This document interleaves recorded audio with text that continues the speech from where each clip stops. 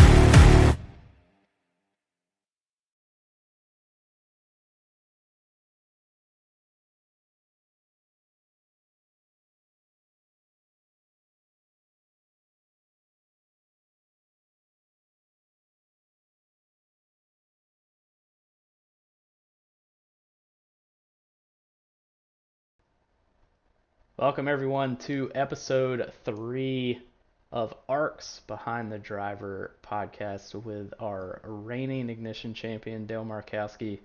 How you doing, buddy? I'm doing all right. I'm excited to be here tonight for sure.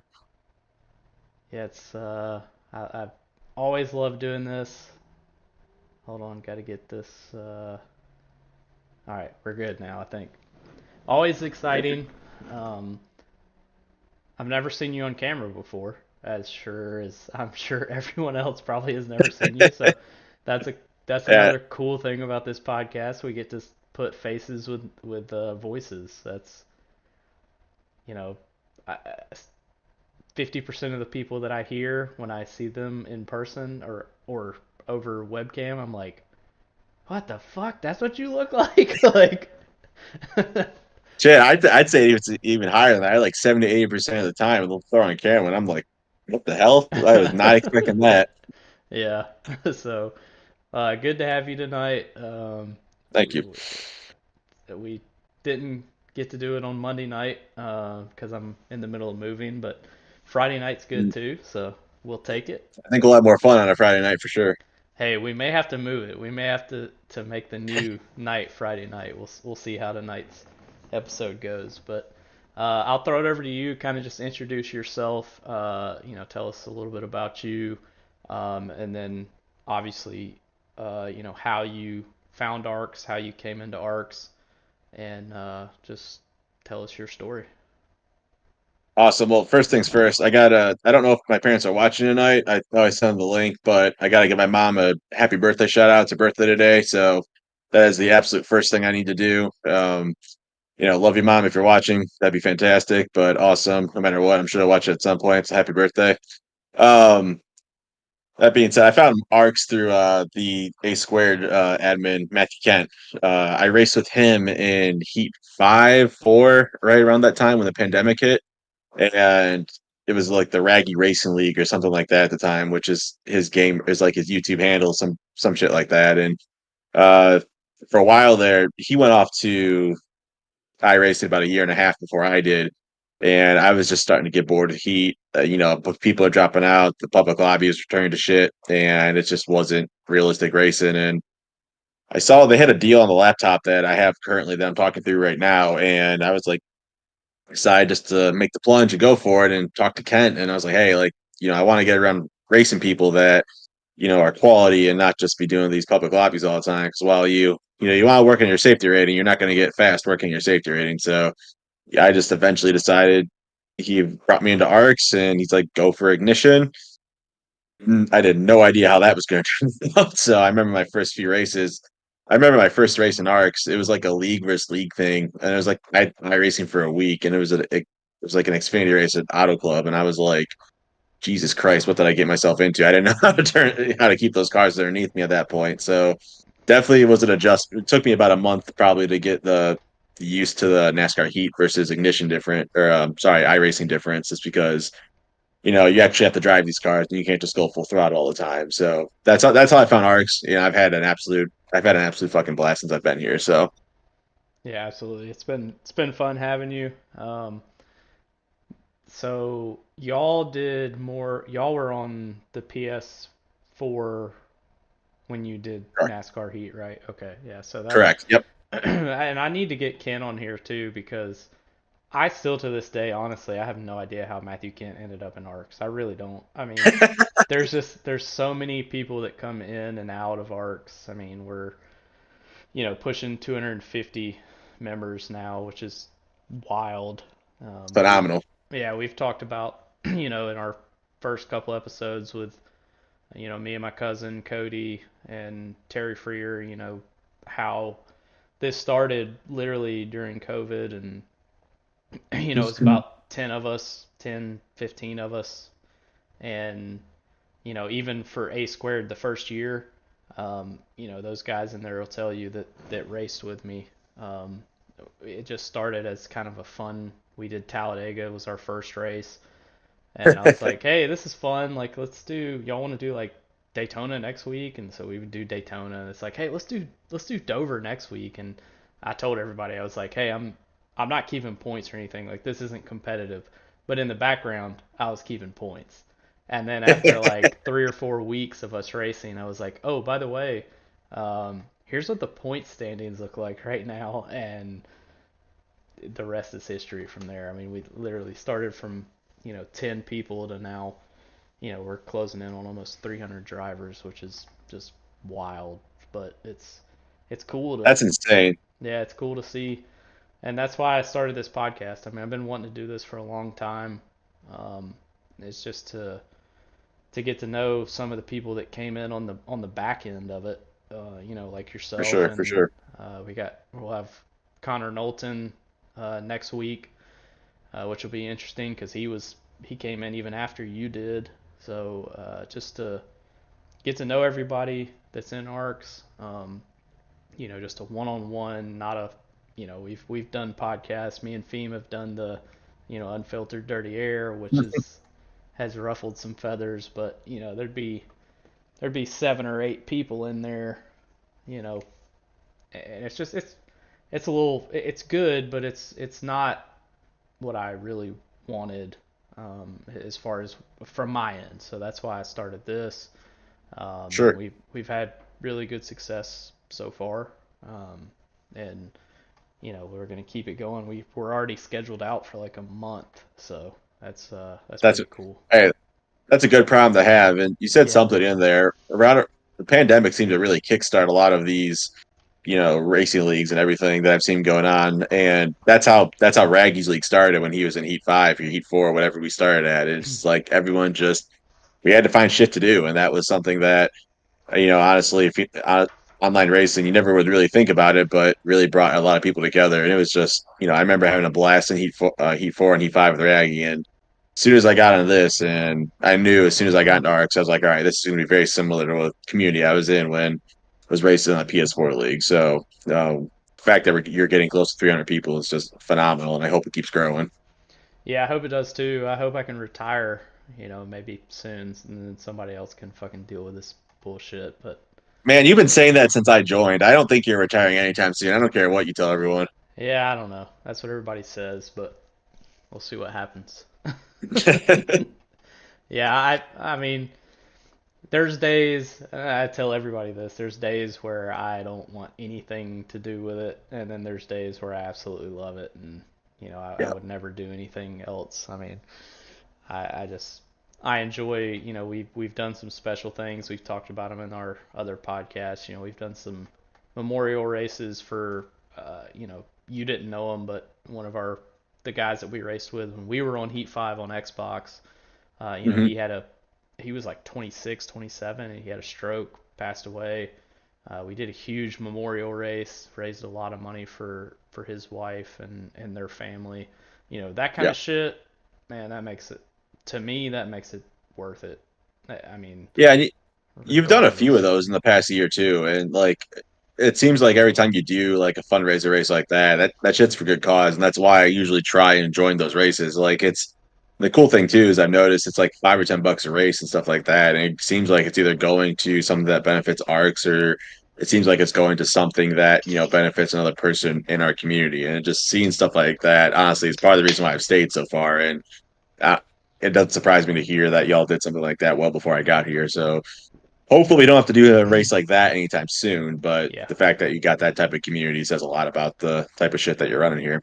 Yeah, absolutely. And I mean, this was the first year that we did not do, we do an ARC, well, we had done an ARCS Jingle Jam.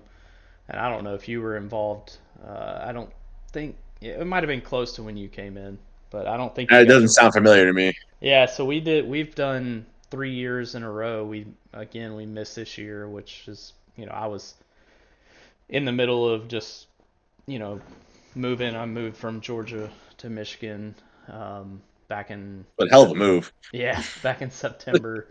So it wasn't in my cards to make it happen. But the Yeah. past 3 years, we ran what we call the ARCS Jingle Jam, and we would just pick a random car and track. We did Atlanta in the next gens last year or 2 years ago, and all the money during the broadcast and all the money for the entries was donated to Toys for Tots. And I think 2 years ago we raised like damn near 2 grand, and Oh shit. Okay. that's pretty impressive for a Yeah. for a hillbilly run league like we are. So we'll, No, we'll that's take fantastic. it. I hope it's something that can come back again this coming year. That sounds like a fantastic Yeah, idea. absolutely. It'll definitely be back this year. I hate that I had to not make it happen this year. I just had too much shit going on personally. So, and Life happens, man. yeah, it does. And unfortunately, I'm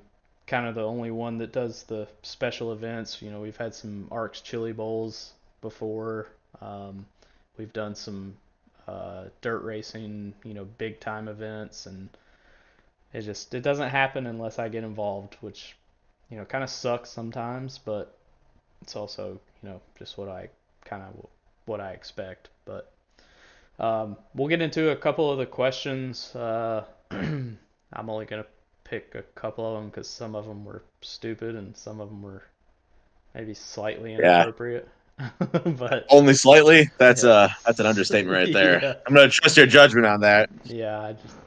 I know a thing or two because I've seen a thing or two. When you joined ARCS, um, obviously it's from my end, and I think probably from everyone's end, the competition in ARCS is crazy. I mean, it is ridiculous. Absolutely.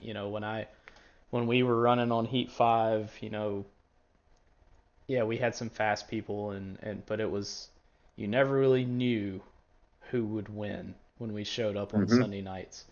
Now it's like you still don't really know who's going to win, but you have those top 5 drivers that are just, they're just good. They're just damn good. But when you came into ARCS, did you see yourself winning a championship? And if so, who were you looking at as your biggest competition when you won that championship last year? To answer your first question, no, absolutely not. I did not see myself winning a championship. I told you the story of doing like that league first league thing, and as you can see, my one cat's starting to make an appearance here, so I gotta give him a shout out.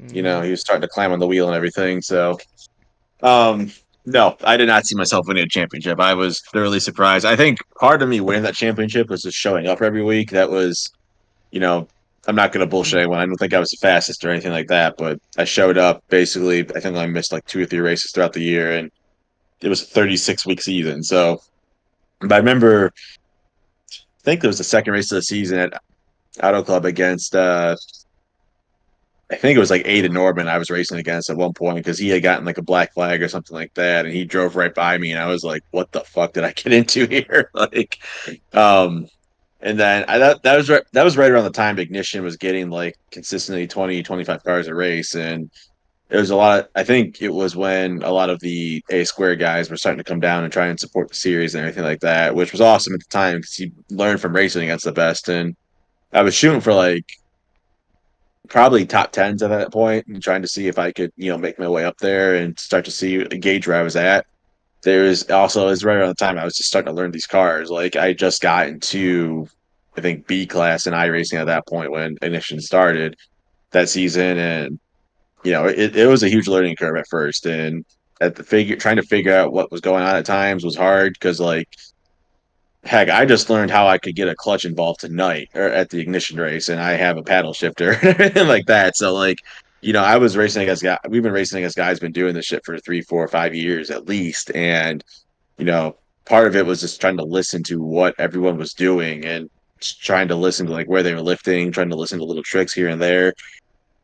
Yeah, even when I entered the playoffs, I thought it was going to be Jonathan Adams or what's his name, Zach Milnett that won the championship, and Milnett probably didn't win it because he just didn't show up. And I'll fully admit that I don't claim to be the fastest driver in the world. I try and shoot for consistent top tens when I'm racing, but um, I think that final, I think that championship four race was me, John Smeal, Jonathan Adams, and I think it was Zach McBride. And I thought it was going to be Adams that won the championship race, and just because Adams, when he's on it, like he could probably be a top 10, top five driver in A square. Just got to see the talent level that he has and the smarts that he has while he's racing.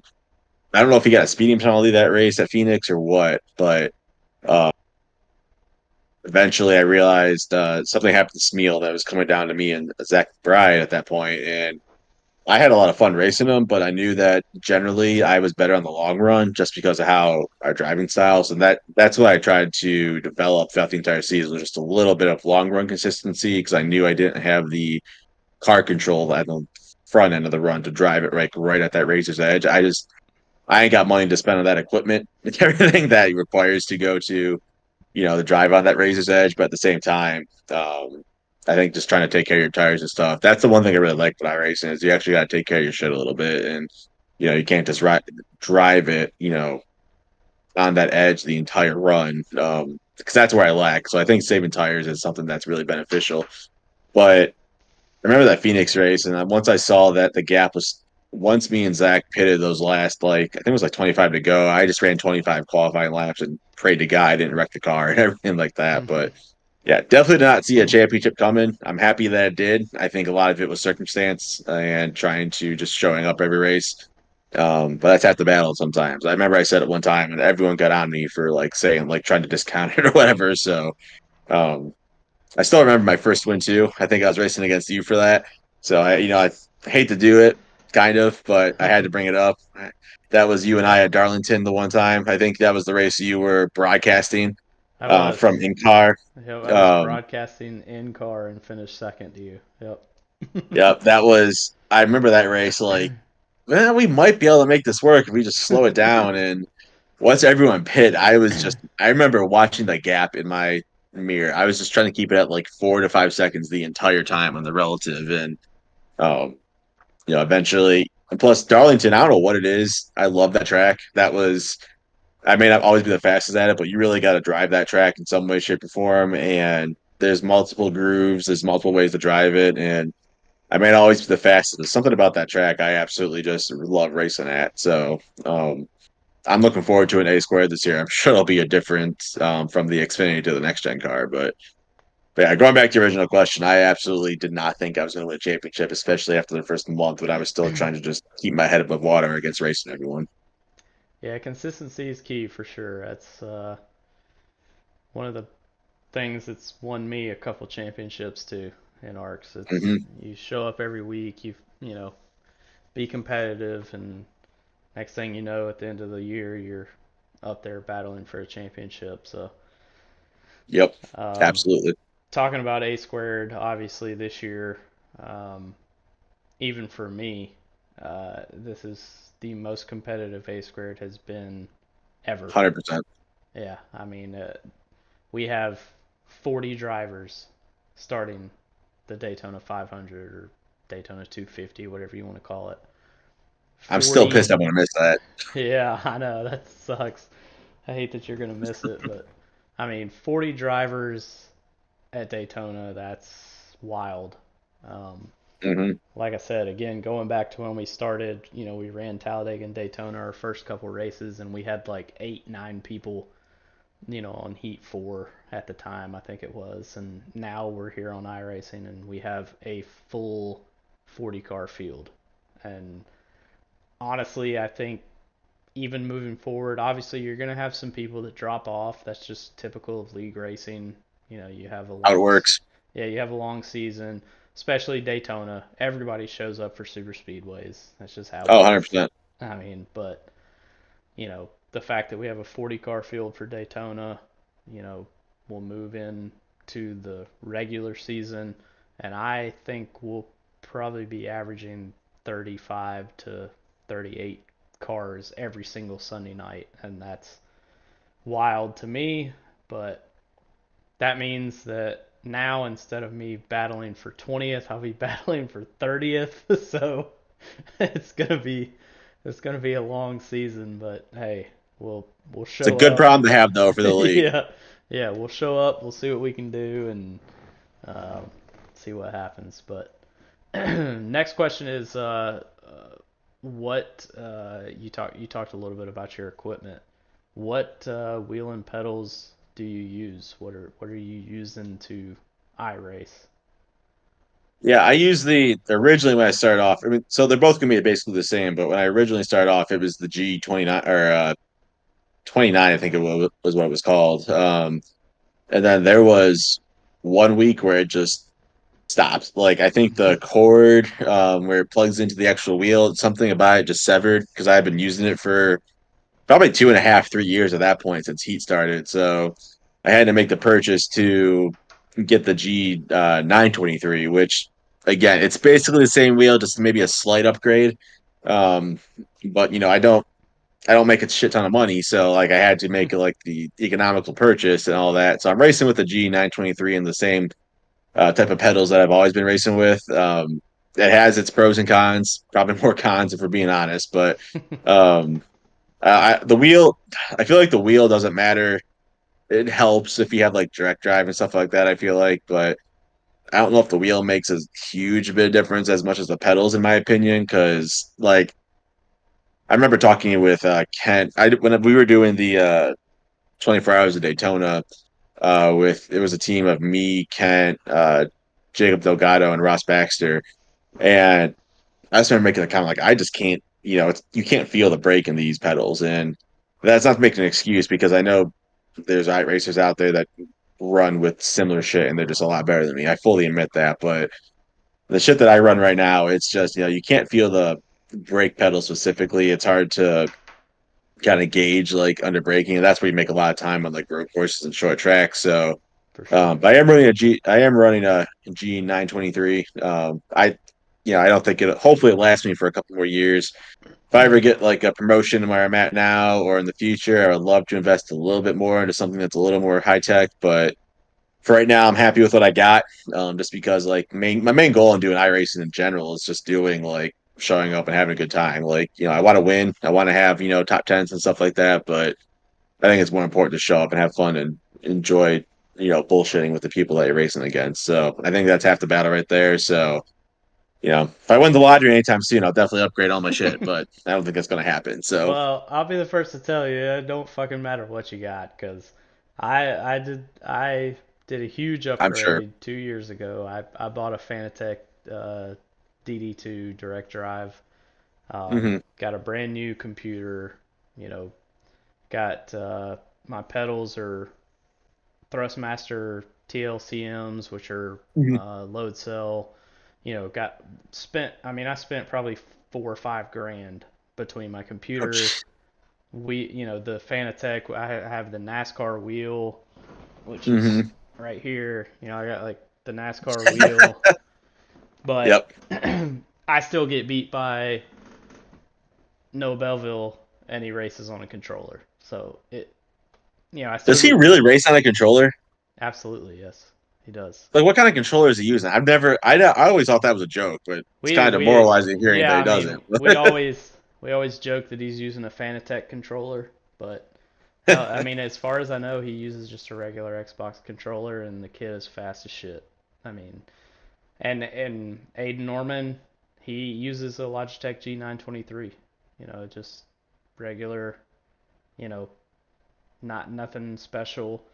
And then you have some of us like me that uses, now I've really, I've gotten used to the Fanatec, but I mean, I have my moments where, especially on super speedways, I'm really good at super speedways. I've always been good at super Same. speedways.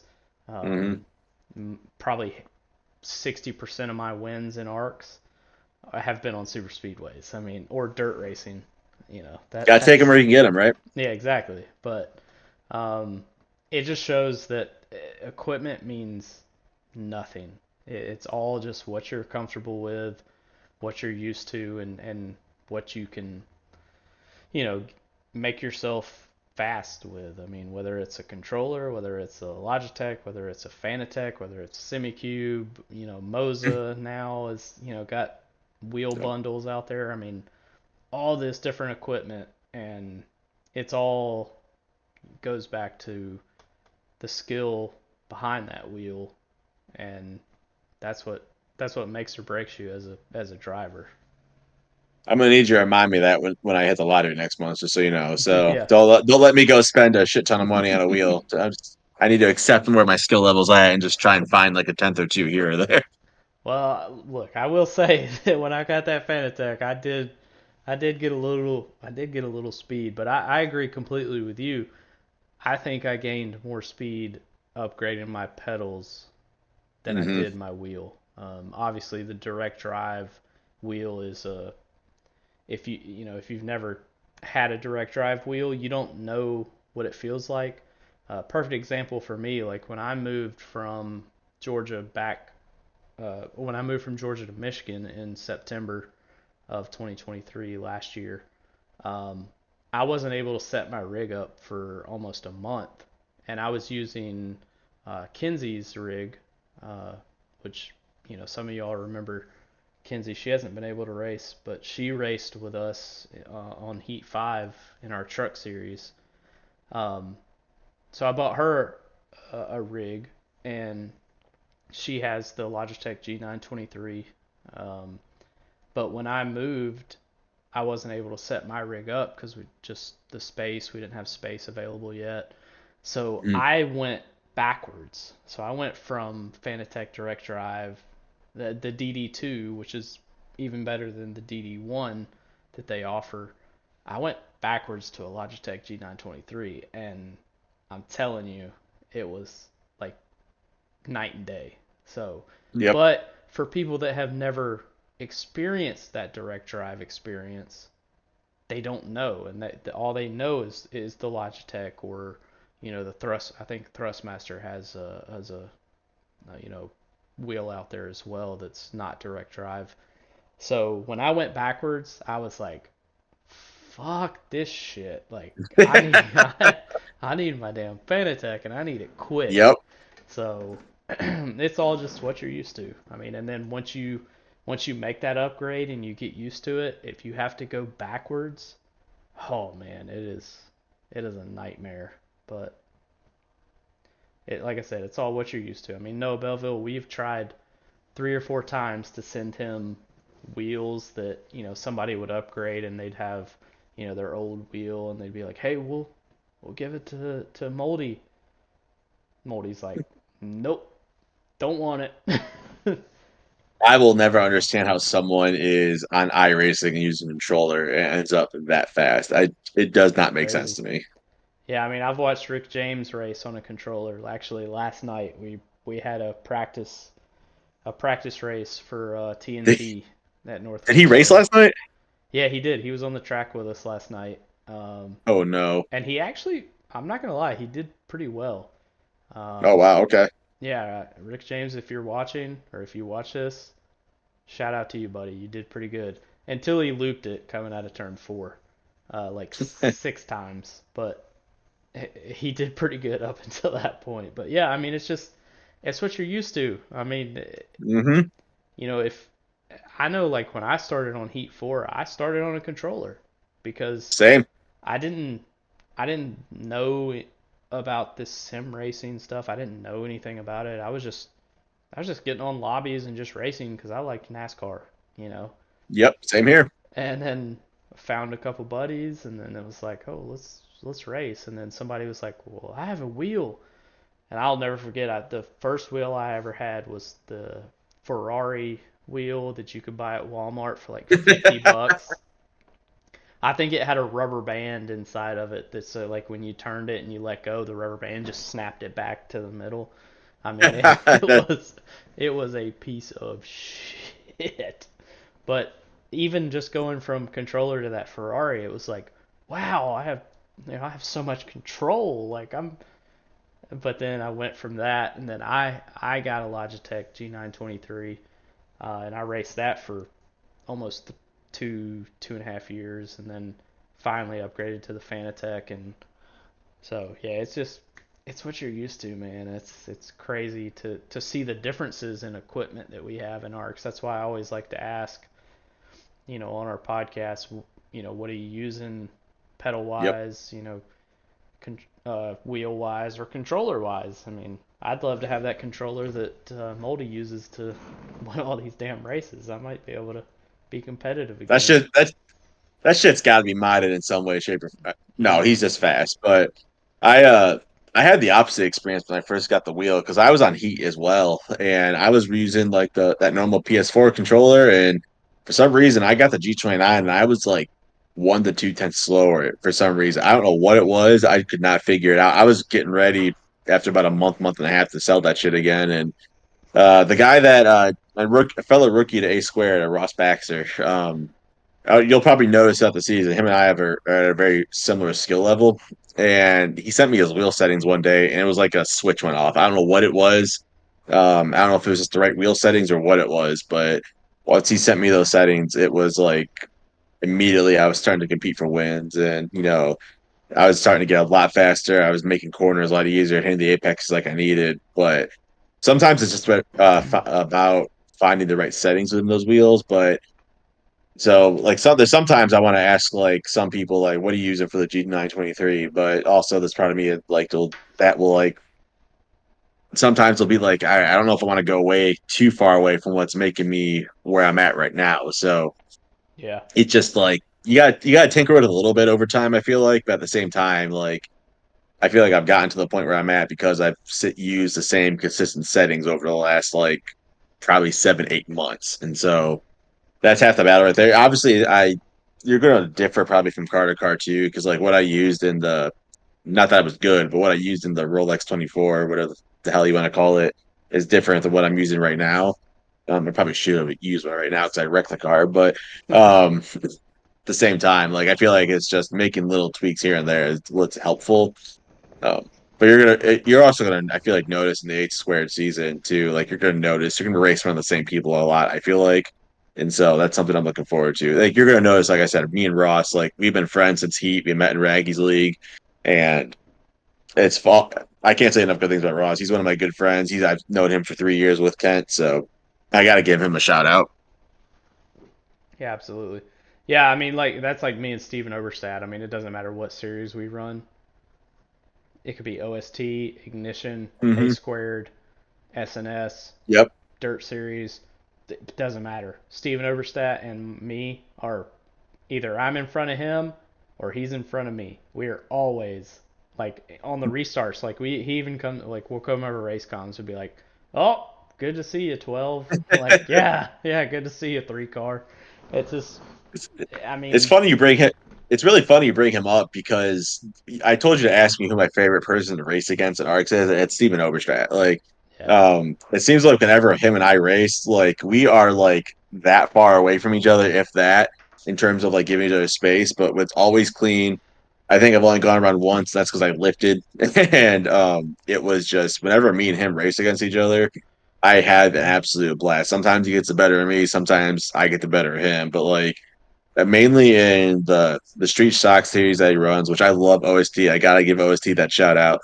But in whether it be in those the OST series that we're running, there's another series I've been running, but even in like the TNT that we've been running, we can run next side by side for 10, 15 laps and just we're giving each other just an inch, but that's it. We're not hitting each other, and I can't say enough good things. He races cleaner than probably 90% of the people on iRacing, in my opinion. He doesn't overdrive the car. He gives you room, but he's going to take what he can as well. So just to answer the question that I told you to ask me about, you brought him up. yep. I got to give him that shout out because I absolutely love racing around him because I know I'm going to get the respect that I need, and I know I'm going to give it back to him. And whoever has a better car, the better skill set at that point in time is going to win. But at the same time, just seeing how clean he races and seeing what competitor he can be, but he also gives the respect right back to you. So the Yeah, answer to he. the question that you may or may not have asked, that it's Steven Overstrat. Yeah, we were getting there, but hey, it's alright.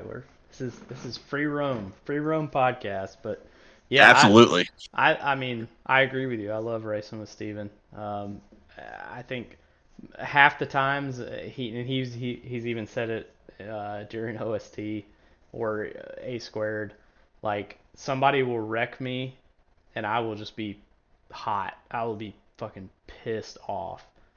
And Hmm. Steven Oberstadt will be like, "Oh shit, I'm starting behind the 12 car," and he told me like after an OST race, he's like, "Dude," he was like, "I was not about to run you over because you were already hot," and I mean, he just Yep. understands. Like if a driver's Absolutely. upset, you know, especially if and he also obviously a lot of people race me with respect just because they know who I am, but that Hmm. I don't want people to race me just because oh my god he's the owner of ARCS, I better not. I don't care. Like as long as you race me clean and you race me with respect, I'm gonna do the same thing. That's just how I race. Now if you go in It's there, how it should be. yeah, if you go in there and you fucking dump my shit, you best damn believe my ass is gonna dump your ass next time I get to you. I mean, I've Hmm. served my fair share of suspensions in A squared for wrecking people because, I mean, I have a whole fucking hashtag, fuck the 27. It is, I mean, that is from back before Jack Mulkey was in the 27, which Oh, now, Jack Mulkey, what a man. yeah, I mean, I still joke with Jack Mulkey even now. It's like when I see him around me, I'm like, oh fuck the 27. He actually net coded me really bad last year, and I couldn't see it obviously in the car. You know, when you're in the car, you can't see shit. I mean, Yeah, you don't know if that guy turned you or whether it was net code. But when I went back to look at it, he had completely disappeared. Like he was gone. And then yeah, he and then you see my car just spin out. No car was there. Like there was no car there. It was just invisible and my car just goes sure and spins out. And it was good old Mulkey. iRacing, right? Yeah, it was Mulkey that had blinked out, but still somehow spun me out, not even being on the. So I came over race cons and I was like, fuck the 27, you know. I mean, so, but that I mean that just shows like how competitive we all are.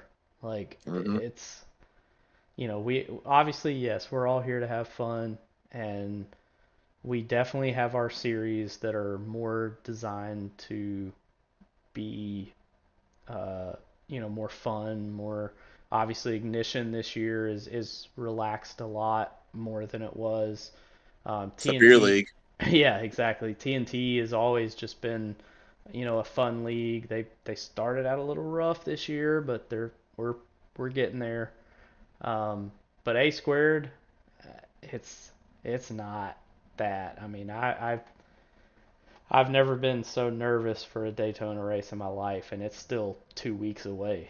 I mean, and luckily I get to Yeah, start in the back because I missed the duels because I was moving. So, and you're not gonna race, so yeah. uh, I'll be. My goal is to be watching on the 500 should end around probably just after when the A squared race starts. So my goal is to when me and my family or me and my dad, uncle and grandpa get in the car, I'm gonna throw it up on my phone, hopefully, and I think it's gonna go one of two ways. I think because it's gonna be 100 laps probably. I want to say so. yeah, I hope that people are gonna ride for the first 40, 50 laps, but I think that last 30 laps is probably going to be a little bit of chaotic, and you're going to have to really, yeah, my opinion, you're going to have to stay out to get track position, and it's just going to be, I don't know. I'm nervous too, just based on what I saw in the duels. I know I got wrecked going for the win. That was just, I don't even think it was anything malicious. I was trying to pass John Adams coming out of two, and he just threw a slight late block. So it's what you're going to get super speedway racing. I think the real indicator of how the A squared season is going to go is probably week three when we're not racing at restrictor plates or super speedways.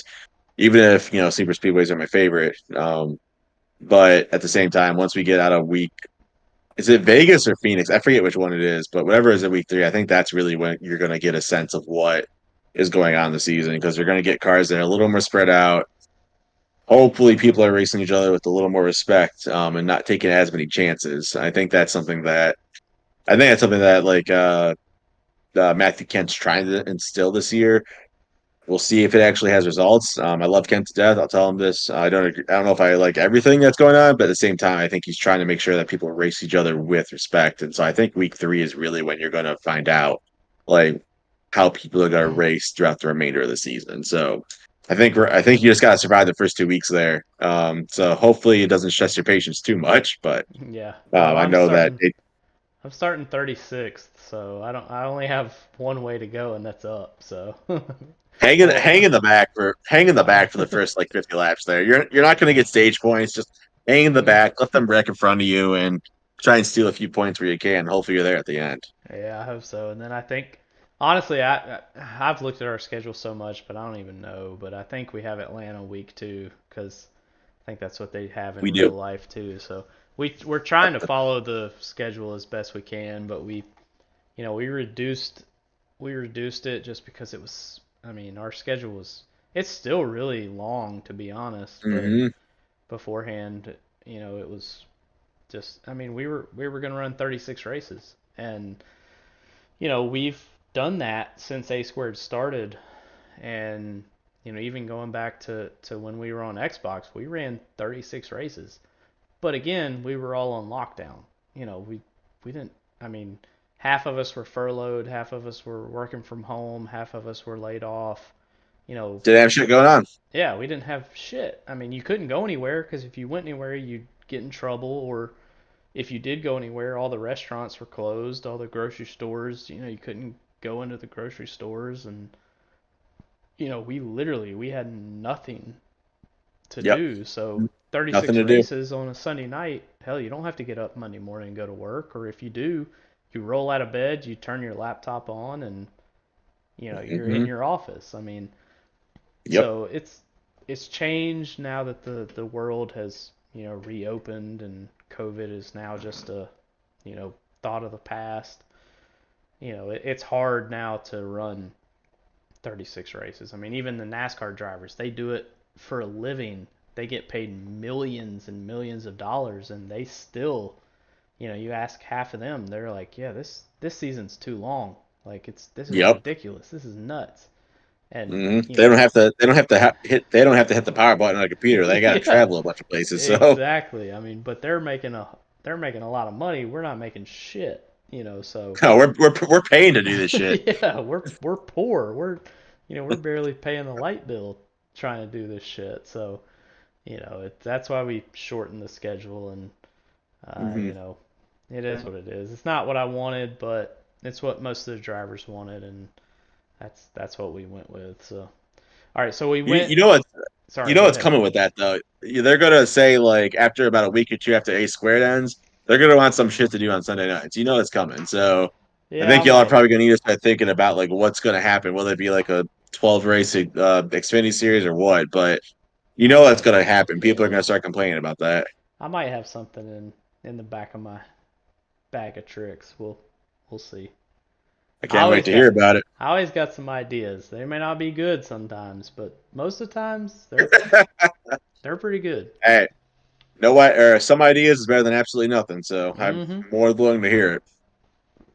Yeah, we'll see. I'm not gonna leak it this early. Too early in the year. I'm All right. trying, everyone. I'm trying. All right. So we obviously I'm just gonna check the chat real quick on Twitch. I don't have YouTube up, but Brandon Fetterplace is giving you props for that WWE Championship belt on your Raw. Um, Uh, and then, of course, Moldy makes the joke of we're going to close this chat by end of day today, as everyone has known the whole. And God, that we, general chat is something else sometimes. Holy it shit. is, it gets a little crazy. Then Unfiltered Dirty Air, which is I'm assuming Kevin Feemster. He was going to start his own Twitch channel, so glad that he got that going. He said that it's his hacks. That's he was talking about Moldy with his controller. Yep. And then Brandon Fetterplace asked Moldy how many years he's been sim racing, and I guess Moldy has left the chat because that's the last chat we have there. So I think Moldy's been racing sim racing for a long time. We've talked about this. Obviously, we I don't know how old you are. I'm 32. What? Hmm. How old are you? If you I don't mind. turn 28 next Wednesday. Okay, so you're close to my age. Yep. I'll be 33 in November, I think. Yep. I was born in 91, so um, Hmm. we have talked about this on Unfiltered Dirty Air before. How this younger generation, people like Moldy, people like Aiden, trying to think of some other younger people. Those are the two that stand out to me. Um, when we were growing up, or at least me, dude, when I was, and me and my cousin talked about it a little bit last week. When we were growing up, you know, I was playing NASCAR Thunder 2003, NASCAR Thunder 2004, fucking best games. I mean, Hmm. dude, those games were fucking badass. But there was Absolutely. there was no online racing. There was no, you couldn't. The only way you could race your friends is if they were at your fucking house and you did split screen, and you raced against 12 other cars because they couldn't give you a full field because the PS2 couldn't handle that, you know. And but now kids nowadays like Moldy, like Aiden, like whoever else out there is, younger. Um, Hell, they're 8, 9, 10 years old, and they have a NASCAR game. Like we'll just say let's say they started on Heat 2 or Heat 3. Hell, Yep. they can go. They have online lobbies they can go into, and yeah, they might be shit shows, but they're able to compete with And they real get to people. learn. Yeah, with real people. They're learning from people that might be in that lobby that are very, very good, very, very fast. And we just we didn't have that growing up. It didn't exist. And No. I think that that's a huge advantage to the younger generation, just like the next generation after people like Moldy and Aiden and anybody else, it's gonna be even more of an advantage. I mean, dude, I've been to restaurants where kids would be 2 years old and they know how to work a damn phone almost better than I can. Like, Yep. it's wild. It is just wild It's insane.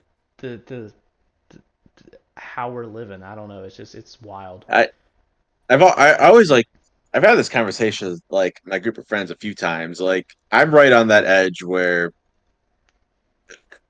you may remember this growing up a little bit. It depends on where you grew up, but I'm right on the edge of where, I went outside and, played basketball, football, baseball with my friends till the streetlights came on. I was like, oh shit, I need to get home. Like I was like right on that edge before stuff started to go more technology plays and people that weren't going outside and playing. I'm not saying it doesn't happen, but it clearly doesn't happen as much. It's just a different world we're living in now than we were 20 years ago. So I think that's just part of it. I think you're absolutely right that people are going to, especially with iRacing, if people are willing to pay for it, and these kids are going to start getting on at like 10, 11 years old, and by the time they're our age, they're going to have 15 years of Yeah, experience, and there's no teacher like experience. Like I'm sure, like in about 2 or 3 years from now, I plan on still being here. I still plan on racing ARCS and all that. I'm sure I'll be, a few tenths faster than what I'm doing right now. But, I can't replace everything that, trying to come out racing as a kid who's been doing this for, 7, 8 years. There's no teacher like experience. So yeah, then that's like a job, that's like a hobby. Like there's nothing you can do to replace that. everything. So, Yeah. yep. So I completely fucked up. I said Fetter Place. It was actually Proudfoot. Hey, fuck you guys for having the same fucking first name. All right. Yeah, I can't keep up with this shit.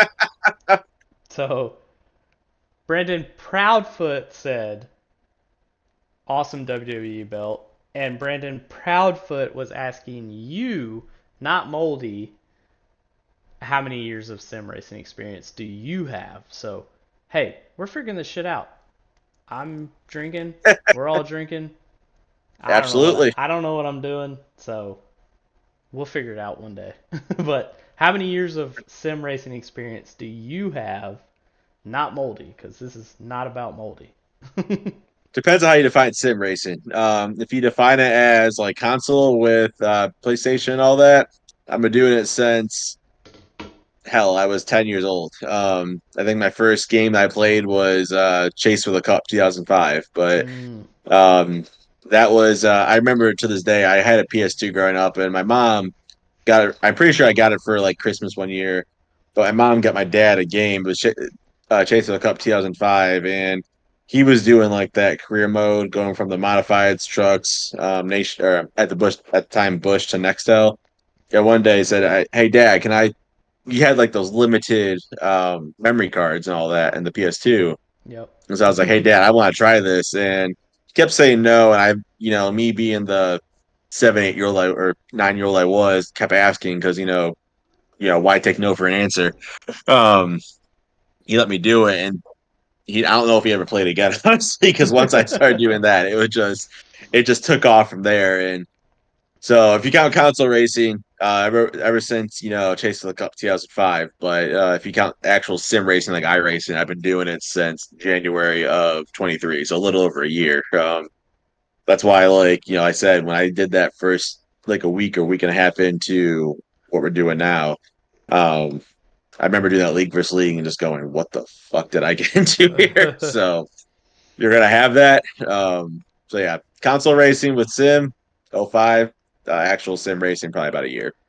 Dude, I this is a little throwback story to me. I remember playing NASCAR 1998 on PS1 with my dad, Holy shit! and there was a cheat code where you could shoot paintballs out of the front of the car. And I didn't know that. dude, that game was so much fun. I'm talking, I mean, in 98, the game was probably actually released in 97 because it's always like, you know, Madden 24 is already out, Yeah, and it was released in 23. So I'm sure that the NASCAR game in 98 was released in 97. So I was 6 years old at the time.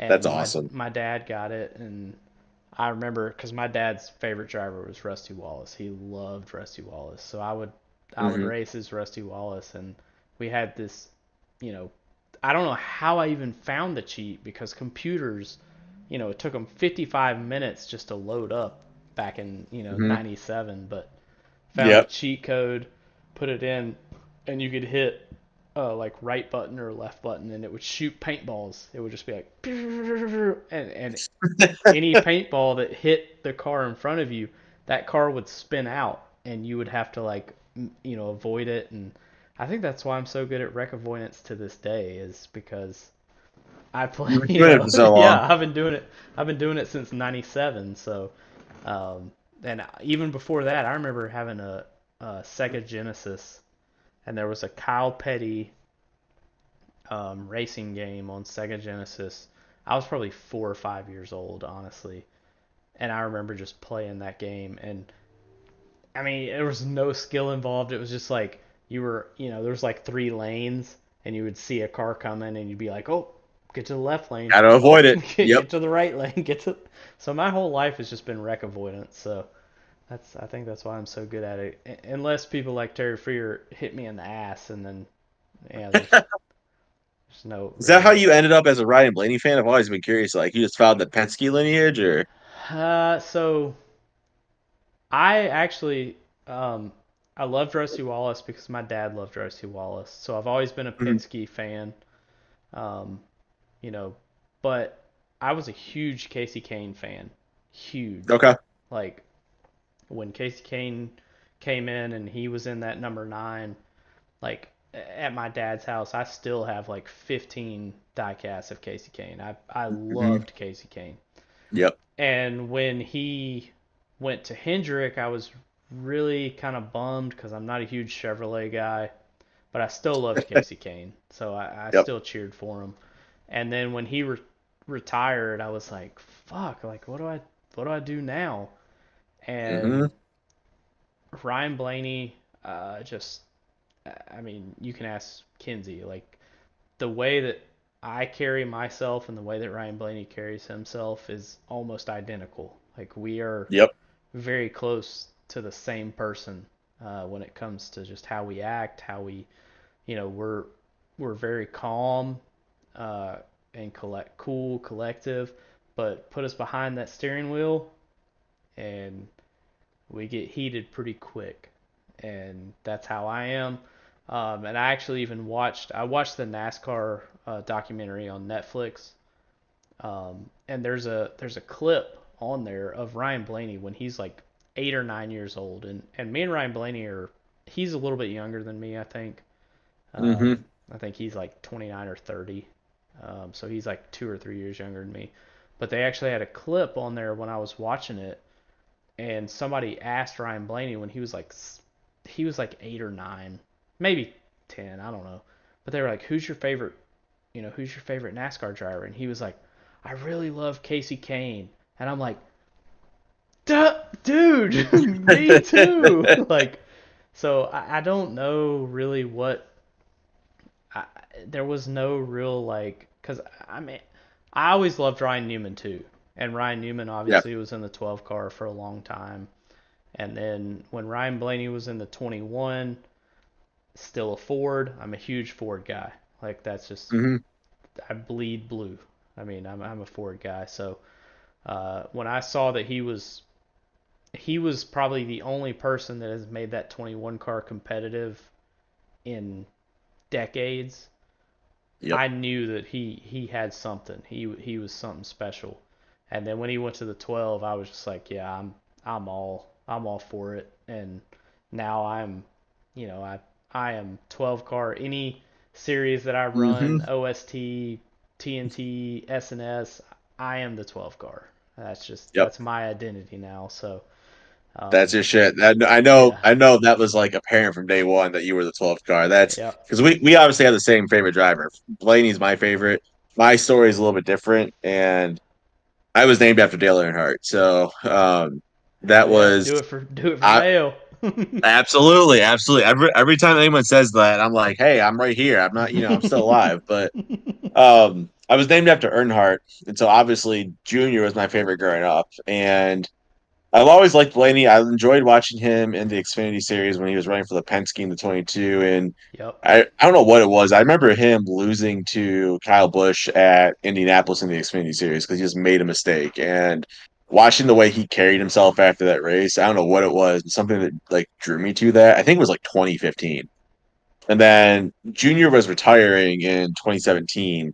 And I'm fairly confident that's the year Blaney got his first win in that 21 car was 2017 Yep. At at Pocono. Pocono. Yep. He didn't have his radio, but he held off Kevin Harvick. And ever since then, I was like, once Junior's done, like I gotta have something to root for. And well, I'm a GM guy, so that's where we differ a little bit. My grandfather worked for General Yeah. Motors. I get that GM discount when I Hey, renew it's my all lease and good. everything. But at the same time, like Blaney's from Ohio. I live in Ohio. I've been here my entire 28 years and all that. So, but seeing the way Blaney carried himself and the way he acts on the tracks. I'm similar in a lot of ways too. Like I have a switch that flips. I'm pretty calm most of the time, but I have a switch that can go off pretty easily. And um, Kent or Ross Baxter are the ones that usually talk me down, if I'm being honest. But Yeah. um, seeing how Blaney just carries himself and the way he just kind of turned it on in the playoffs, kind of like just confirmed my choice and favorite driver. I will say, as much as I love Dale Jr., will always be my favorite driver, top or whatever. It was a nice change of pace seeing my favorite driver win a championship this year. Hey, So, me too, man. I like, was literally, I mean, when he won that champ, dude, I'm not gonna lie to you. I sound a little like Theo Vaughn right now. I get a little emotional, but I was fucking crying like a baby when that motherfucker won that mm-hmm, championship. I ain't even gonna lie to you. I mean, and I'm yep, like, look, I'm a Georgia Bulldogs fan, so we had gone 40 fucking years without a championship and then yep, won two in a row, mm-hmm, and I didn't cry as hard when Georgia won their fucking national championships as I did when Blaney won his. I mean that was, mm-hmm, I don't know. Blaney's a cool dude. absolutely, absolutely. I don't know, man. He, He's just awesome. funny story about when he won the championship. The two funny stories actually. I have YouTube TV, so it was like a little bit of delay, but I was following the race on Twitter too. And for the last 20 laps, I threw my phone in another room because I was like, I don't want to see anything that Yeah. happens. I want to just watch it live and all that. And I wanted him to also just wreck Ross Chastain. Like Oh I was yeah. like, just turn that fucking one car. I I know. can't stand him, Oh my but God, yeah. That that was was awful. watching that. But then I had told my mom, like, I sent her like the Ryan Blaney championship hoodie. And I'm like, hey, I want this for Christmas. Mom, if you're watching this, I'm sorry for this, but I also ordered the long sleeve and the championship hat like right after I told her that. So that all came before she got me that Christmas gift. So I appreciate the Christmas gift, but Yeah. I am set for a while on that. And I have a Ryan Blaney hat. I used to always get a junior hat whenever I went to Daytona every year. Me and my dad, uncle, grandpa, we go to Daytona every year. I've been going since '06. My grandpa and dad, uncle have been going since '89. My grandpa with his family even before that. So every year I used to always get junior hats, and every year I get like a 12 hat now. So I'm looking forward to see what options I have when I get down there on Tuesday. But I bought a absolutely, Ryan. I bought the Ryan Blaney championship T-shirt. I got that mm-hmm, for myself for Christmas. But there's a story between me and my cousin Cody. We went to the Atlanta race last year. The first year or the first race, which was in March last year, and it was cold as a motherfucker. And I didn't In bring a Atlanta? hoodie. Yeah, yeah, in Oh yeah, Atlanta. that's right. That's right. Yeah, because it's in Yeah. March now, right? Well, now it's actually the second race, so it's actually in February now. But That's gonna I, be like 30 fucking degrees there. yeah, I didn't think that it was gonna be cold, so I didn't bring a hoodie, didn't bring a jacket. That's fuck it. I'm a grown ass man. I can fucking deal with it. Shit, I couldn't fucking deal with it. I tell you that much. So I went to the Penske hauler and I bought me a Ryan Blaney hoodie, and I put that motherfucker on as soon as I Yep. possibly could. But um, well, we're a little over an hour. You want to go another like 15 minutes? Hey, I'm good. We can go as long as you Hey, want. I'm having fun here. well, I So tell you what. Let's take a little short break so I can get another beer and piss, and we'll go another that's a 15 great minutes. idea. All right. Sounds good. Intermission. Anybody watching, go fucking jerk off or something. I don't know.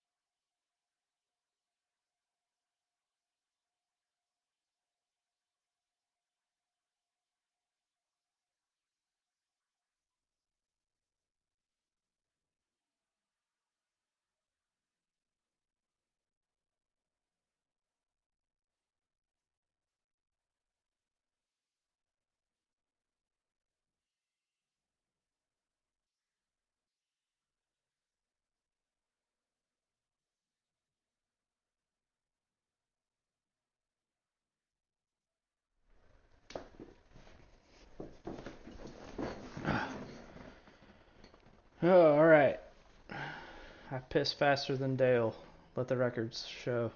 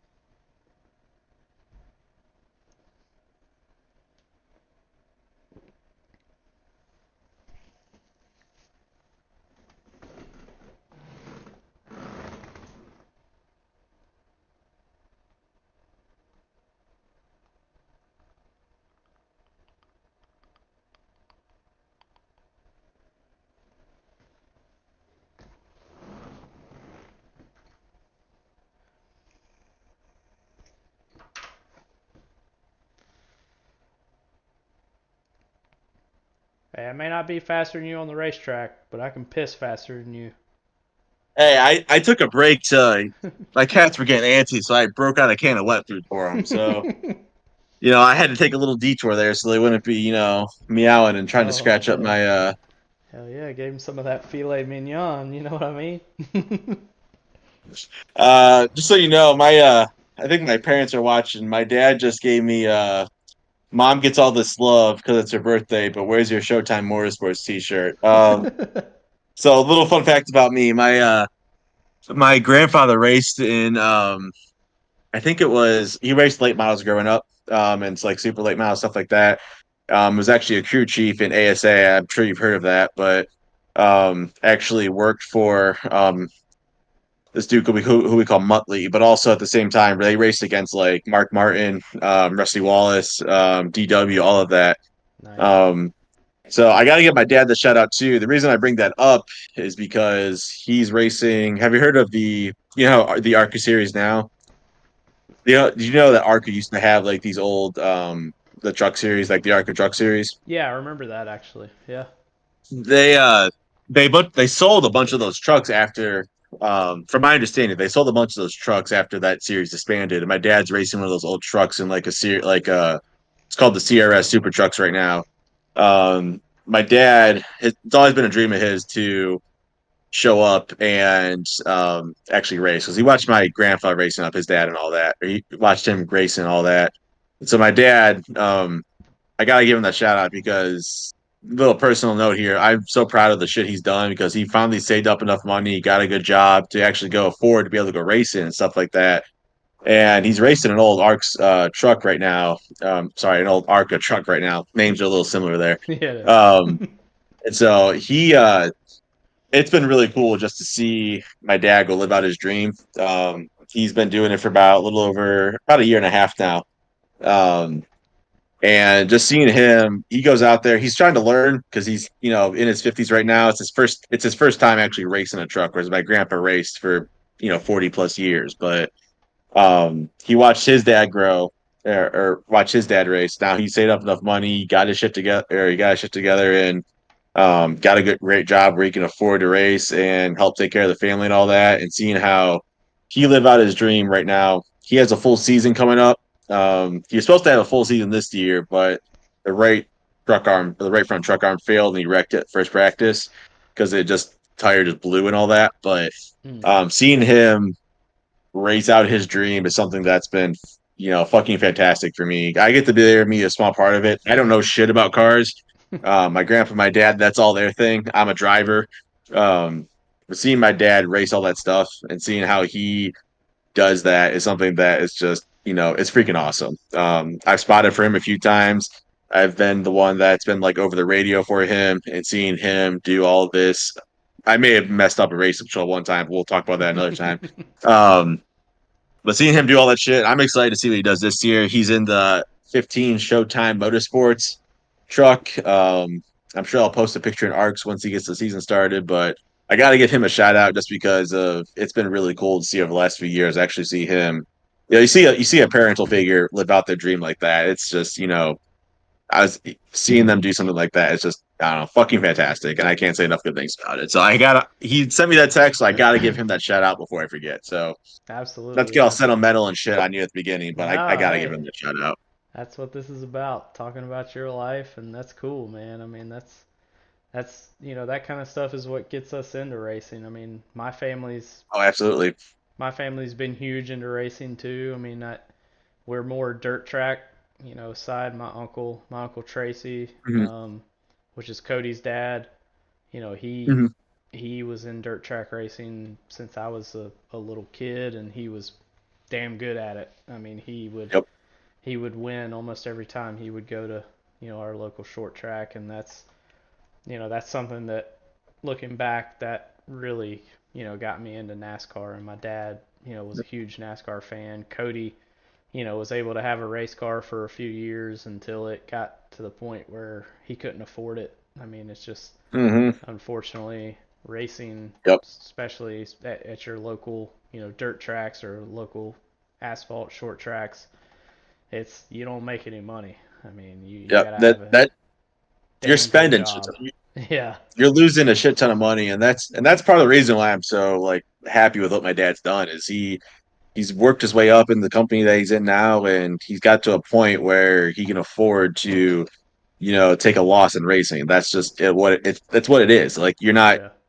I remember I asked him one year, like, hey, like I'm trying to figure out what to get for Christmas or your birthday or something like that. I'm like, how much is a set of tires? He's like, don't fucking worry about that. He's Yeah. like, It's a lot. especially nowadays, like I think this was last year, the set of tires is like 300-400 bucks at minimum. And so the fact that he's doing that, just see the shit he does and the fact that he's worked so hard for it and he's living out his dream. I think he's gonna get faster over the years too. The goal is to get him into the top 10 at some point this year.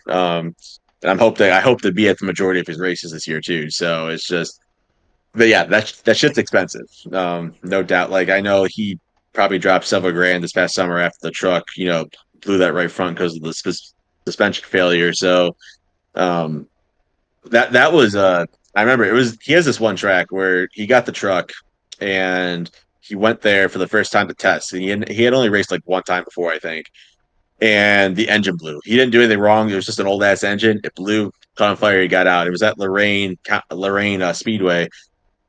Got a new engine, all that. Raced, done a few races that season. Goes again the next season at Lorraine. It's this year. It's the very first practice. That's when the right front blew or the suspension failed and just right into the wall. But him and Mm. a lot of his friends busted their asses this past summer to get that shit ready to do one last race in late September this year. So the fact that he was able to get that truck, back on track, back repaired because it's like an ARCA truck. So it's from the fucking early 2000s or late 90s, and Mm. the fact that they were able to get that shit back on track is, I would love to help. I don't know jack shit about cars. Like it's just not my thing. I don't know what it is. Something doesn't click where my dad tells me that stuff, but the fact that him and his friends got that shit back on track is just phenomenal. So I'm very excited, Dad. If you're still watching, love you. Um, I'm excited to see what you do this year. Absolutely. Yeah, that's pretty cool. I mean, that's why we do this. I mean, it's of course, we talk a little bit about ARCS because we're all from ARCS, but it's more about, personal stuff. Me and Cody, last week got into Hmm. some of his personal stuff. I mean, he's talked a little bit about, how he was in a really, really low spot when he left ARCS. And Yep. I've left ARCS before too for a week, and I don't he, blame you sometimes. yeah, I know. But he talked about how he left ARCS and he was just wondering like, is anybody gonna care that I left ARCS? And it I mean, it even gave me chills when he said, after about 7 8 days, I had one person and he didn't say who it was, and I wasn't asking him who it was, but he had one person reach out to him and say, hey man, hope you're doing okay, hope you're well, miss you, miss racing with you. And that shit, I mean, still right now, I mean, it gives me chills that Oh yeah, that sure. that I remember you leaving ARCS at one point over the summer because you were just pissed that something was going on in A Square, and yeah. I remember thinking like, there's no way. I remember thinking like you were going to come back at some point, but at the same time, I remember thinking like we need his ass back in there because I feel like it was just going to be a fucking zoo if you weren't back in at some point. So you keep saying you're going to retire. We all know it ain't happening. We all know it ain't happening. You're too addicted to the shit. You're not going to Yeah, let it go. You're going to be here for. You will be the last person standing in ARCS. I hate to tell you that, but yeah, we'll see. We'll see what happens. I do want to get back into broadcasting. I really do love broadcasting. That's my passion. I really do enjoy uh, it. my dad just sent me a text saying set of tires is 750. So Oh yeah, yeah, well. I'm a little ways away from that, and my mom also called me a kiss ass, so I gotta throw her under the bus for that. I don't care if it's your Yeah, birthday. So yeah. Fuck your birthday. I love you, mom, but I just throwing it out there. So you said dad gave me a shit for not giving him a shout out. I had Yeah. to give him a shout out. So I love how they're watching this. They're probably just like, who the fuck are you talking to? Who is this dude? And be no, like, I've been telling them that I've been racing and iRacing and ARCs and stuff like that. So it's not new to them. Like I've been yeah. telling them about the shit I've been doing, and I'm pretty sure I told them when I won that championship and everything. So because I don't got the money to race. I ain't got the money to race like my dad does, and that's I own that. And I don't know if I'd actually want to take that risk that he's doing. Like that's something I thought about before. Like racing in real life versus racing in iRacing, like you don't got that danger that you got to deal with in real life. Like Mm-hmm. we hit a wall here, we fucking reset the car. Mm-hmm. Like it's not. Or sit on I pit don't know road if for 30 minutes. don't remind me the 24-hour race is 40 minutes for me. I'm still sorry. Yeah. I still feel bad for that.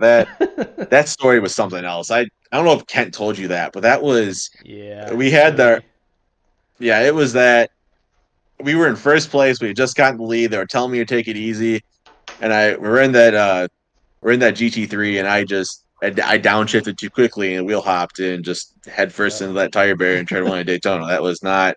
That tire God, barrier that is a pain in the ass at Daytona. It is. God, that was just I wasn't even pushing too. I just downshifted too fast. And Yeah. those cars, if you downshift too fast, that rear end's coming around. There's nothing you can do about it. So Yeah, I've run my fair share of 24-hour races, and the first one I did was in the GT3, or maybe it was the second one. I think the first one I did was in the LMP2, and then I did my second year was in GT3. Third year was in LMP2 again, and we won. mhm.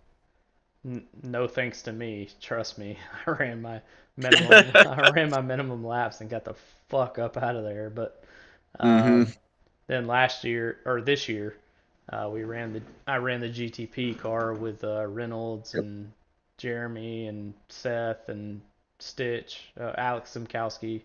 For those of y'all that don't know who Stitch is, but we didn't do too hot either. But at least this year it wasn't my fault. By the time I got in the car, we were already like 15 laps down. So, and then Yeah, Stitch was supposed to show up, and then he showed up 6 hours late to his stint, and we almost missed minimum laps. So I I gotta remember get hearing about that. yeah, I gotta get Stitch on this podcast too. That'd be a damn good podcast. But God, that'd be funny. I'm sure. I'm sure. Just yeah, hearing that story alone, I feel like it'd be funny. he's a character for sure. So all right, so we talked a little bit about your um, favorite driver to race around. Who's your least favorite Mhm. to race around? Are we going with least favorite driver in ARCS or least favorite driver to race around? Because there's a difference there. We'll keep it in arcs. We'll keep it in arcs since it's technically an arcs podcast. We'll say least favorite driver to race around in arcs. So there's people in ARCS that I just don't like. I'll throw it out there. But there's people in ARCS that I like, but I don't like to race around. There's one that comes to mind because I've been turned around a few times by him, and you mentioned. I think it's actually our guest next week, Connor Knowlton. Um, he just I've gotten turned by him a few times. I think he's a fantastic dude. Whenever he gets on the mic and Discord, fucking hilarious. Absolutely. Like there's no way that he gets a laugh. I think he's self-aware, but also he races like Ross Chastain. So um I think in OST there's a few times where I got turned by him, and I just know that he's faster than me. Like I won't even like I'm not gonna bullshit on that. He's faster than me. I think if he were to rein it in a little bit, he could be a top five driver in A squared, honestly, just by based on pure talent alone. But there are times where I'm just like, what are we doing here? Like you gotta pull the reins back a little bit. And I think if he pulled the reins back a little bit, he'd be that top five driver. I don't know if I'll ever be that top five driver in A squared. I just based on self reflection and where my talent level's at. But there's some times where I'm just like, if he's coming near me, I'm like I'm getting out of the way because I'm going to get turned. Or I remember um, the snow cone 150, or whatever the hell they called it, Hmm. right around the snowball derby when we did that. Um, I remember I was gonna win in the money spot. I was gonna get a prize or some shit like that, and I either got turned or he turned the guy in front of me, and I just nailed him. I was like, and then I know in the clash the clash a few weeks ago, that may have been a little bit of a shit show in ARCS or A squared. I know he had a few incident points in there, so he might be the person that I don't like race around the most. But that being said, I know he's a good dude, and so that's where you like an iRacing. And I feel like some of us take it a little too seriously at times, like you know, I don't come into these races thinking I'm going to be Dale Earner. I may be named after the guy, but I don't think I'm going to have anywhere near like a tenth of his talent level. So, but you get guys that go in there and they dive bomb in the turn. They're using the grass to try and pass you, and I'm like, we're at fucking Langley. Why are you on the grass trying to pass me right now? So, um, to answer your question, least favorite person to race around, but at the end of the day, too, like I don't hold much against him just at the same time because he seems like a solid dude. And at the end of the day, like we're here to have fun. We're racing on a computer, so like at the end of the Yeah, day, like it's not life or death. Like so least sure. favorite person to race around, but overall a good dude. Yeah, I agree, and I think he'll find out very quickly in A squared that 75% of the field is going to race you how you race them, and Absolutely. me included. If that motherfucker runs me over, or if anybody runs me over, I'm gonna stand my ground.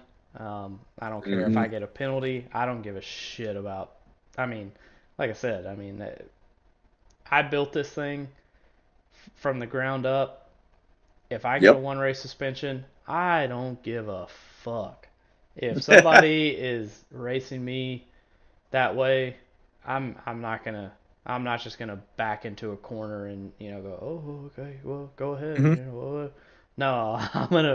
I will wait till the caution comes out and I'll come and wreck you. And I know Matthew Kent, if you're listening, I know that's not a popular opinion for you, but I ain't I backing don't envy down. the job that I don't I envy the job Matthew Ken has to do this year. I really don't. Yeah, And I don't I either. I just got a Discord notification. It just said Austin Mongol run a race. I don't know if that's I know it's a different league, but that right there is earth shattering news. So I had to throw that out there. Um, Yeah, I don't even but know yeah, if they going would back be to racing. a different league, Gen 6 cars. Oh, Um, okay. Oh, the yeah, HTL National Series. yeah, yeah. I think I just saw John Wow. Hagan put in there that Mongol run a race, the world is ending. So Whoa. um, I we wonder better tell where. our loved ones that I they wonder mean a where lot the. to us. But Yeah, where were they racing? I don't know. I'm gonna have to find out after this. But I I just know. saw that Austin Mongol run a race. So instead of us talking about what interview shirt he's gonna wear, we're gonna have to talk about him running a race. So Yeah, seriously. um, but yeah, Ken, I don't envy the job that Ken has to do this year. Like I, I'm just gonna say the least favorite person that I see in ARCS right now in general is Aiden Norman, and I see the shit he gives Kent sometimes, and I don't agree everything that Kent does. Like, and I would tell Kent that he knows that, and but he's doing it out of like he's taking time out of his busy ass schedule to, run this shit and do what he thinks is right. And at the end of the day, like the shit ain't that serious. Like we're here to have a good time, and Kent's trying to make it a professional series for us, and he's trying to make it fun for us and to race for it. So at the end of the day, I appreciate everything he's doing. I don't think you or I or anyone's going to agree with 100% of the decisions, but he's doing everything he can to make it a competitive and fun series. And so he deserves that shout out. He deserves that recognition. I feel like there are times where shit gets piled on in the general chat, and I see that stuff's going on, and it rubs me the wrong way because at the end of the day, this shit ain't that serious. Like, we're racing on a computer. We have these sim wheels. We're never, as much as I would love to do that ARCS retreat at some point, chances are we're never going to see each other in person. Like, it's just at the end of the day, like, I Well, we're don't know. going to I don't like. Atlanta this year, so clear your Hey, trust schedule. me, I've thought about it. I've thought about it. It's going to depend on what. It's going to depend what my financial situation is at that point and what I got if I'm on call that weekend or not. But Yep. We have is it had the some. September? Yeah, it's the September race. It's the one. Okay. Yeah, at the end of Hmm. the year. So, I will say that. I mean,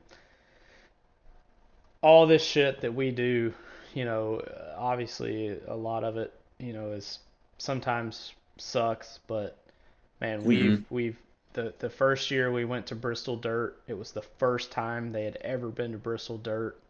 We went to Bristol Dirt. Uh, we went to Talladega the second year. Then we went to Darlington last year, which we actually ended up staying at Myrtle Beach. We had a fucking badass Airbnb literally right across from the ocean.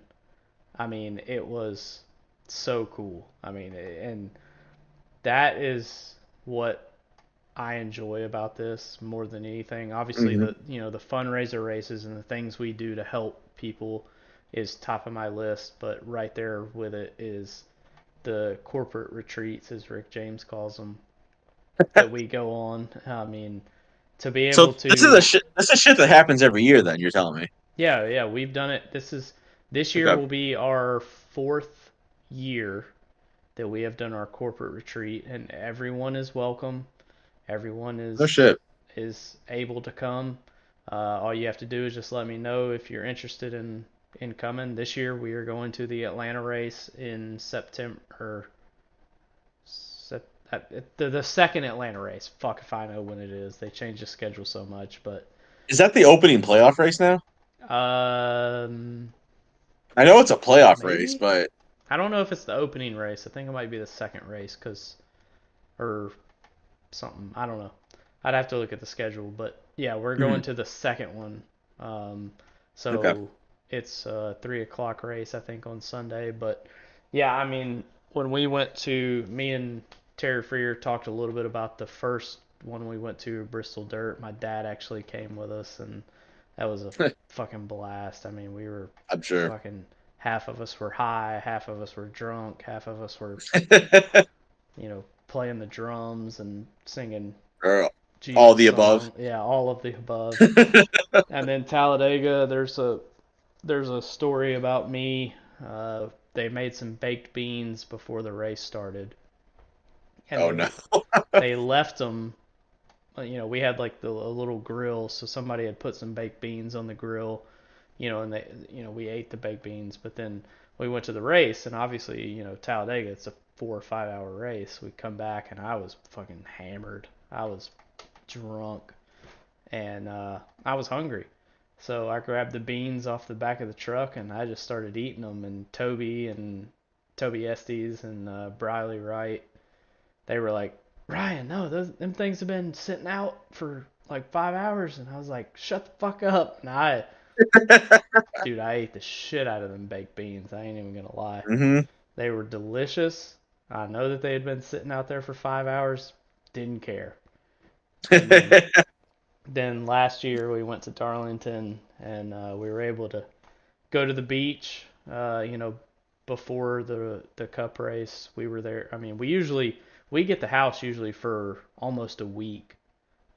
Oh shit. Okay. And once you split it, I mean, as many people that we have that usually come to these retreats. I mean, we have these badass houses that have 4 or 5 bedrooms, 3 bathrooms. Some of them have pool tables. Some of them have, you know, the one we went to at Bristol Dirt had a Pac-Man arcade thing in the basement. I mean, but you split it between, we usually have 13 to 15 people come.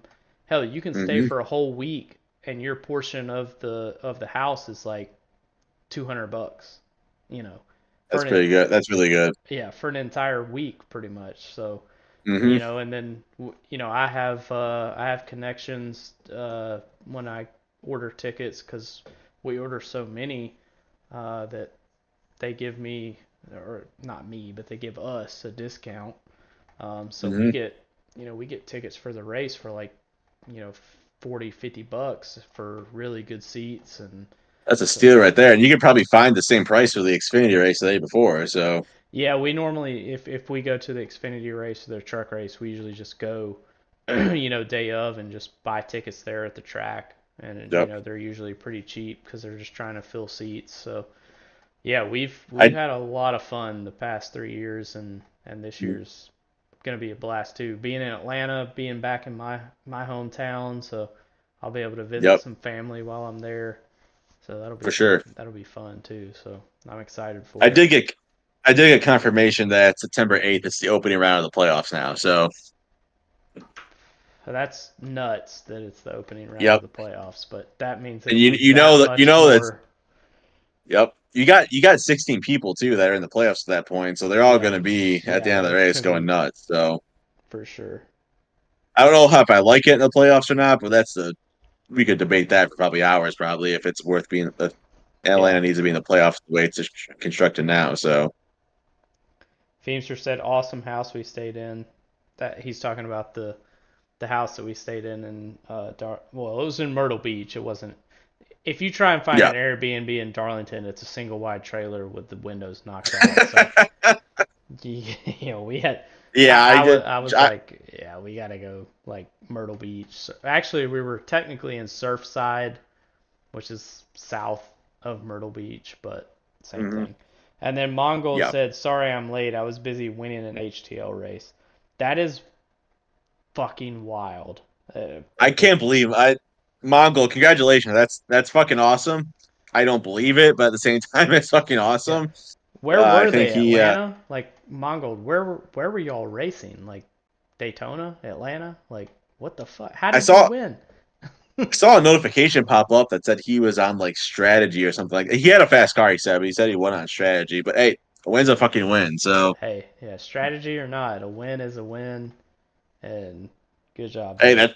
that's how I Bristol. got my ignition win. He said they were at Bristol. Oh Jesus Christ, he won a Mongol. I gotta give you props there. Then Yeah, that's that's that's pretty good, that's a tough buddy. track. I pretty love good. Bristol. I've been to Bristol in real life too. That shit's a lot of fun. So that I think I went to Bristol when I was 10 and 11 years old with my family and my mom and dad. So they used to know like a security guard down there that would get us like free parking and shit like that. And my dad to this day, he's probably gonna kill me for telling the story. I remember him being having one too many and being passed out, and we wrapped caution tape around him. I don't know why we had that. We wrapped caution tape around him. Someone came around with cornhole and said, "Hey, $50 if anyone can beat us." And my dad like rose from the dead and beat them. To this day, it's like a core childhood memory at this point. So Well, yeah. I got a great story about when we went to Talladega and David Houck, Mr. Davy Jones, and he's racing in the 28 this year in A squared. Oh, the one that wrecked me at lap one at the duels. Yeah, that's him. I commented on the stream and said, "Wow, Davey already wrecked somebody," because I saw that. I saw that. me and Davey have a love hate relationship back to 2020 when he was still around. But anyway, he came to Talladega with us, and he he's a huge Ricky Rudd fan, and they had gotten. I mean, we were all drunk. I mean, let's be honest, Hmm. but they were like we had already went back to the house, and there was still some people that were there in the infield, and they were riding the shuttle bus from the infield to get back to the parking lot on the outside. And Davy Hmm. Jones, or that's what we call him, that was his Xbox gamer tag. Um, he sees Ricky Rudd's car, like they had like a some kind of something set up where it was his car out there. He yells in the bus and says, "Stop the bus! Stop the bus!" And everybody's looking, everybody's like, thinking he's having a heart attack or something. He's like, "It's Ricky Rudd!" And this dude, he's trying to get off the bus to go see Ricky Rudd's car. It's probably 3 o'clock in the morning at this point.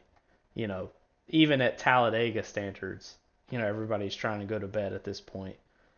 Mm. The bus driver just Talladega keeps standard. on Yep. keeps on driving, and Davy's like, "It's Ricky Rudd. It's the best NASCAR driver of all time." And it's just like, shut the fuck up, Davy. Like, you're gonna go to jail. And so yeah, when we have our corporate retreats, they get a little wild, but it's a lot of fun for sure. Yeah, I hope I get the chance to go to one of those at some point for sure. Yeah, we do one every year just because it's so. I mean, and that's another thing that I'm in charge of. I find the Airbnb. I get it booked. I get everybody's money. I order tickets. I mean, there's a lot of shit that I do in the background that no one even knows Hmm. about. I mean, the Oh, the I'm sure. I'm the sure. the corporate retreats I've been in charge of for the past 3 years. I'll probably do the one this year too, and stats and Hall of Fame shit. I mean, that shit is not easy. So, Yeah, I know. I know. I've ran a league before. I mean, granted, it was Heat 4, but I ran a league before, and yeah, I see the shit you do for like fucking everything. And there's like what we have 6, 7 leagues in ARCS in general. Like, yeah, so it's just I see the shit you got to do. Also, part of the reason why I say you're never gonna fucking retire. So maybe Kent can take over for me. yeah, we all know that you're not leaving. So good try though. I mean, I may not leave, but I may also not be racing anymore. We'll see. Hey, I don't know. as long as you're coordinating the shit that matters, like we want you racing, obviously, but as long as you're coordinating the shit that matters. Yeah, I do enjoy racing. It's the one thing that kind of keeps me sane, especially not as much A squared because that stresses me the fuck out. Like, Hmm. luckily Kent has helped me, because I wasn't at the Clash, I wasn't at the duels, just because I was in Yep. the middle of moving. I will be at the big Daytona race, so I'll be able to help there. But you weren't around last year. There were a couple races where after the race, I I made it mandatory that the drivers come back to the voice chat, and I chewed their asses out. Um, that's Oh, just, I heard about it. I heard about it. yeah, that's just. I mean, That that's just was the kind of person I am. I mean, I'm very laid back until something doesn't go right, and then I get very, very serious very, very quickly. And I think most everyone in ARCS has probably seen, me laid back, but probably only 50% has seen me where I'm very upset and very, very pissed off. It's a rare sighting, but when it happens, like Cody says, you better get the fuck out of his way because it doesn't matter who you are.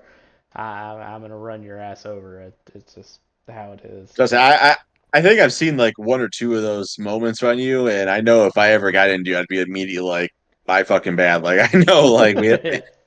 there's some people when you race around that you're like you don't want to fucking touch them, and there's some people you also when you race around too that you kind of like you trust and all that. You know they're gonna race you clean. Like you're one of them. I both the Oberstadt brothers, Kent, Ross Baxter, um, both Brandons, all that. It's just there's certain people like they're gonna give you that respect, so you gotta give it to them back. And I think that's what some people forget sometimes in general. I'm not trying to speak for the entire series and all that because obviously I'm a rookie, Yeah, but I feel like that's one thing I've noticed over the time, like racing in arcs, is you got to give people respect, and you're going to get it back at some point. I know there are times where people let me go because I let them go in the past, and that's what you know. At the end of the day, like, yeah, is it gonna cost you a few points here and there? I'm sure it will, but at the same time, like, you're there to have fun, fucking racing online. You're not there to be, yeah, fucking Dale Earnhardt. So it's at the end of the day, you gotta give people that respect here and there when they deserve it, and you gotta just for sure. assume that they're not going to turn you and stuff like that. You gotta give them a little space. Net code's a real thing. That's the one thing that drives me up a damn wall is net code. I know sometimes shit just happens, but there are also times where like just because we're coming out of turn two at Michigan doesn't mean you got to be 3 centimeters off my left rear. Like Hmm. net code's a thing. Everyone has different types of internet. Why are you getting on my ass coming out of that turn right there? That's one thing that frustrates me a little bit. Like when we'll hear like net code, like just give like a little more respect, Yeah, and we're going to be able to race it down the straightaway there. That's one thing that tends to frustrate me a little bit. But in general, I think the people in arcs that you can race with respect around. You can give a little more room, and you can race really hard. So for sure. Mongold said he's. I think he's talking to me, but he said you kicked Quiet out of an OST race for dumping you once. That's a lie. I did not kick Quiet. quiet. Steven Oberstadt kicked Quiet because I was furious, and Jack Mulkey looked at the replay and saw that Quiet, like literally, we're going green, and I didn't even go yet. The green flag didn't even come out yet. Like literally, I was sideways as the green flag came out because Quiet run my ass over. So get your facts straight, Mongold. I did not kick Quiet. Steven Oberstadt kicked Quiet, and that's because literally before the green flag even came out, I was sideways looking at the pit wall before we even went. So yeah, man wins Mongold, it. don't talk to me. Man wins an HTL race and is like Yeah, he starting to thinks correct he's everything yeah he now. thinks he's a fucking next fucking Jesus Christ out here. Good job, Mongold. You won a race. Now win an A it, squared. it, if Mongol wins an 8 square, we gotta give him his props. I will say that. Dude, yeah, if anybody wins an A squared this year, props. Because the competition is just, it's nuts. I mean, Oh, 100%. I don't understand how I was a first round pick. Like, I'm not trying to shoot my own horn, but I knew that I got to give James Kerr a shout out. He told me, for one, he told me to, but also, like, I knew a few weeks in advance that he was going to draft me in that first round. And when he was doing that, I was are you fucking sure? Like, Are you positive? there's probably like 10 or 15 drivers you could probably take above me there. Like, Yeah. you know, I think I could probably manage top 15s, top 10s, but he told me, I was like, you got like the sixth or seventh pick. Like, you sure this is what you want to do? So I gotta give him a shout out for that because Yeah. he has faith in me this year. Hopefully, I can meet that. But I remember he telling me that, and I was like, well, fuck, okay, like, Kerr did the same thing last year. He picked a lot of sleepers and didn't work for him last year, but hopefully this year it works. But Kent well, said, Kerr's a good. sorry, go ahead. No, go on. No, well, Kerr's a good guy. I think that's a lot of what he looks for is just who's chill, who has one potential, but also like who's just not gonna cause too much chaos out there. I don't know if like I think Kirk cares about results, but I feel like it's not the end all be all if like you don't, get a top 10 or something like that. And I think overall he's just from that background, like he's a good dude. He's someone that I know is a clean racer and um overall, like I'm happy. Like Black Acid Racing, I gotta give them all a shout out. I think he really selected a really good group of guys, and I know we've been laughing a lot in the group chats the last couple of years or last couple of races when we've done. So that's just the type of guy he is. I think he looks for more of a little bit of a combination of a good dude versus with a clean racer as well. And some owners like that. And honestly, if more people did that, racing would probably be a little bit cleaner in general. So. Yeah, that's what I did last year, but this year I didn't do that at all. Uh, I'm going for points this year. I I Now, say that. I mean, Brent. I got Brent Roberts in the first round. He's the first year we did A squared when Brent and Jacob. Uh, shit, what was his last name? Fuck, I'll think of it in a second. But Brent and Jacob, can't think of his last name. I'll think of it in a second. Or somebody in chat, tell me what Jacob's last name was, because I can't fucking think of it right now. They were menaces on track, but mhm. as we progressed, Bryn Roberts got a lot better. He was not as problematic as he was the first year, and Jacob as well. God damn, I can't think of Jacob's last name. That's pissing me off. But anyway, uh, so I got Bryn in the first round. I think he's a huge, a really good driver. I picked up Lilac Zier in the second round, That's gonna be a and steal. yeah, she was sitting there, and I was like, I gotta get Lilac. Like she's Hmm. so fast. She's won in just about everything that she's competed in. Yep. And then the last round, I went back to basics, and I got my buddy Elric George, Yep. Boss EGO from the Xbox days. So Hmm. I have a pretty good team, I think, but yeah, some teams just went straight like we don't give a fuck who you are. If you're fast, you're on our team. Kerr Hmm. is obviously a lot like me. He's gonna go for people that can give those results, but also it's not going to cause him headaches week after week. Because if these drivers Exactly. are causing problems, if for example, like you said, Connor Knowlton, if he's causing problems week after week after week, the admins at any point during the year can vote to get rid of him Exactly. if he's that big of a problem. So as an owner, you have to take that into account. I mean, yes, you may draft a driver that is fast as shit, but if he runs over everybody in front of him, he might not be around after 4 weeks. The admins Exactly. may come together and say, "Hey, this guy is a fucking piece of shit." Not just saying Connor. I'm just saying anybody. I mean, it could be Yeah. it could be me. If I just Hmm. run people over, 4 or 5 weeks into it, if the admins say, "Hey Ryan, you got to take a hike," then if they outvote Yeah. That. me, that's what we got to do. Well, that's also where it relies on the team owners a little bit. Is like if Kirk comes to me and is like, "Hey, you've hit like 3 or 4 people in the last 2 weeks. Like, you got to tone it down a little bit. I'm gonna fucking listen because I want to race with y'all. I want to race on Sundays with everything, and it's a Yeah, conscious effort that I made this year. So I know I'm gonna like if I'm racing someone hard coming out of the corner, like I want to have to crack that throttle a little bit so I don't turn them or net cove them. So I think that's where like the owners got to step up a little bit. At the same time, though, as drivers, we're gonna have to recognize like these races are fairly long. There's a lot of us. There's a lot of position to be gained because there's going to be wrecks. So if you just exercise a little patience. That's what's going to get you the most points. I feel like so. Yeah, and Bren did really well because he won his duel. So Hmm. I'm looking pretty good so far. Jacob Blankenship, that's his fucking name.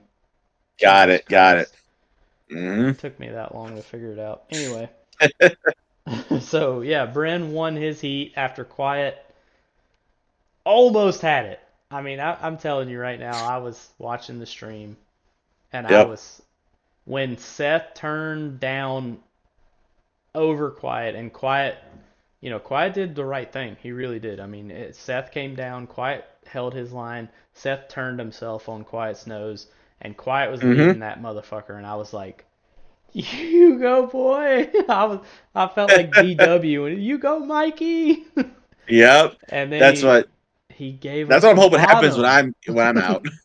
Yeah, hopefully Quiet will get you a win, and you know Mhm. it won't lock you into the playoffs if he wins, but it'll definitely give you some good points. That's for sure. Yep. So I'll be racing that 33 for me next week. So, which 33, my sister told me to give her a shout out as well. My 33 was her varsity basketball number in high school. That's where I got that number from. So I got to give her that shout out. But yeah, I hope Quiet hell wins yeah, next. I mean, if he wins, for one, would that qualify him for the ARCS Hall of Fame at that point? he's at 3 wins right now. So yeah, one more and he is in the Hall of Fame. I haven't updated the stats in like 6 months, but I'll get to it eventually. Oh Lord, yeah. Ironically, the two races that I'm missing for ARCS are this year are Daytona and Talladega. So I think Quiet will end up probably subbing for me on both, hopefully. But um, which ironically is my favorite type of racing, is super speedway racing. But Yeah, it's the same for me. I mean, I think everybody loves super speedways because mhm, if you stay out of trouble, you have a shot. If you're up in the exactly. in the top 10 on the last 5 laps, you got a shot to win it. I mean, some of these tracks, it's mile and a half, short tracks. Some are better for me, some are better for others, some are but that like it's speed. You got to have the speed. Super speedways, Mm, if you have a clean car and you're in the top 10 with 5 to go, by yep, God, you got a fucking chance to win that motherfucker. And that's 100% too. But it's the thing I like about super speedways is it takes a it's more luck than it is skill in most ways, but you got to have some knowledge of how the runs are going to formulate, and you got to know absolutely. who's around you, and Yep. that's something I've always enjoyed, whether it be like honestly, even whether it be heat, real life, or even in racing and iRacing. You gotta if you know who's around you. Like when I was making that move to try and win the duel this past Sunday, I knew I had Patrick Overstep right behind me, and I was trying to formulate that run for a few laps, and I just couldn't get the one that I wanted. But I knew once I went, he was probably going to go with me because he's a good dude. We've talked a few times, and he just overall seemed like he's a solid racer. So I'm like, if I go, it's probably going to go with me. And I saw Withers at one point step out of line, but it was like he dropped anchor. He was trying to get to the front, and that last lap, I knew as soon as I made that move, the likelihood was going to be that Patrick went with me, and he did. Now Adams had a good block, and then had a second good block. The third one was probably too much, but um, part of it's just knowing how to formulate those runs and how to know who's around you. Sometimes it's best just to sit in line and wait for something to happen, and there are also times where you're like, all right, you got to just go for it, and there are times too where you got to know who to push. Like, I think it was Federer Place a couple weeks ago where we were doing like a bullshit race at Talladega, but I was on his ass for like 3 laps on the bumper, and you can't do that in those next gen cars. But I knew that if I just kept hitting him, no matter where in the track, he was going to be able to handle it. And that's part of it. Is just knowing who's around you, when the run's going to form, how hard you can hit someone, if they're going to get squirrely or not, and just kind of listening and kind of getting a feel. So that's my favorite type of racing. I'm not saying I'm fucking Dale Earnhardt or anything like that, but at the same time, like you got to know what's going on around you. And I remember my very first that style of racing was Atlanta, and that probably wasn't my greatest introduction on iRacing. But once I got a hold of Talladega and Daytona, everything just kind of started to click, and um, it's a lot of luck, but you got to know what's going on around you too. Absolutely. All right, well, we'll close it out with this last question. And I'm going to ask you the question, and then I'm going to go get another beer because mine is empty. Mine's Uh, also empty too. okay, well, how about this? Let's go get another beer. I'll ask you this last question, and then we'll close this thing out. Sounds like a plan. All right.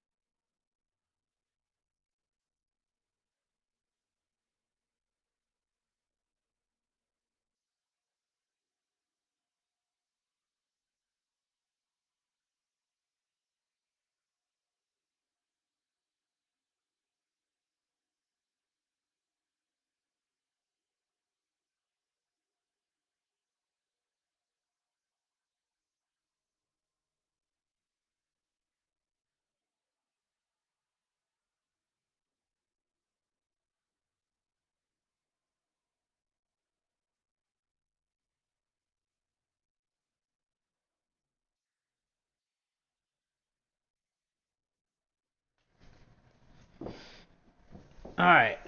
So, last question, then we'll close this thing out. To be fair, you have been the longest podcast that we've had, and I feel like now I have to make all the podcasts 2 hours. So thanks a Hey, lot, bitch. we could probably go for another hour if we wanted to as well. Yeah, So dude, I'm not gonna lie. I always the first one I did with Terry Freer, I was so scared because I was like, me and Terry Freer, we've raced together a lot, but I was like, how the hell am I gonna talk to this guy that I really don't know? How am I gonna talk to him for an hour? And then it was like an hour went by, and I was like, holy shit! And then, me and Cody, I knew that we would be able to talk, for hours, and I was like, hey, because I did it on Mondays, we had Mazda Monday right after. mm, I had to cut it after an hour, so I don't know. I might make this thing a Friday night thing now that we've opened this whole can of worms. And hey, you get Friday after ignition, you get a beer or two in you, or several hell more after yeah. that, and it's gonna Hmm. help you out a lot there. I feel like And I, even talking with you, I mean, me and you have talked obviously a lot, Mhm. but when you sit down with somebody one on one, especially with camera, and you're recording, you know, it, even I was nervous. I was like, well, shit, I don't really know Dale. Like, yeah, I've raced with him, but like, I don't know Dale as a person. Like, how are we gonna, you know, am I gonna be able to stretch this thing to an hour? And here we are, closing in We're on going on two. 2 hours Yeah, now. closing in on 2 hours, and I feel like I could talk to you for another hour and a half. I mean, that's Oh, easily, easily. We might yeah. regret it tomorrow with the headache, but Oh, for sure. I got to get the U-Haul tomorrow but it's at 9 a.m. So I got plenty oh, of you time. got plenty of time. Yeah, I'm fine. I'm fine. So, but yeah, I do appreciate you coming on here and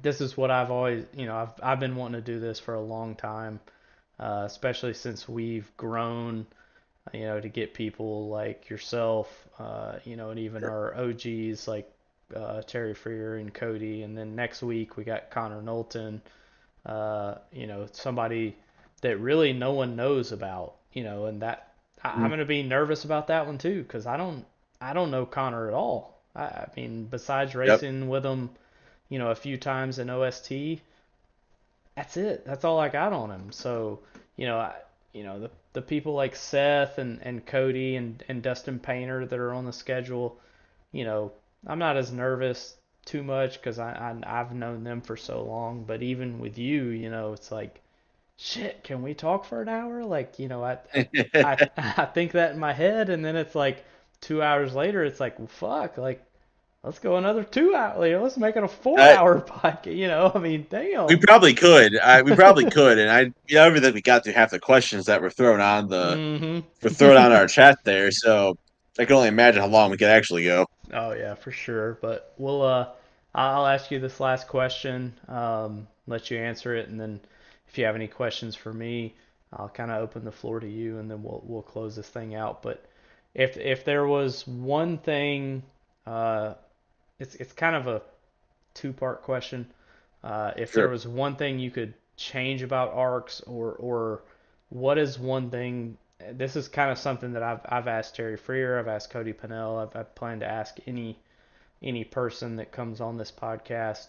You know, if there's one thing that you could change about ARCS, or one thing that ARCS struggles with, um, what is that one thing? Just the only reason, and I've asked other people, the only reason I ask this is because obviously I'm the owner.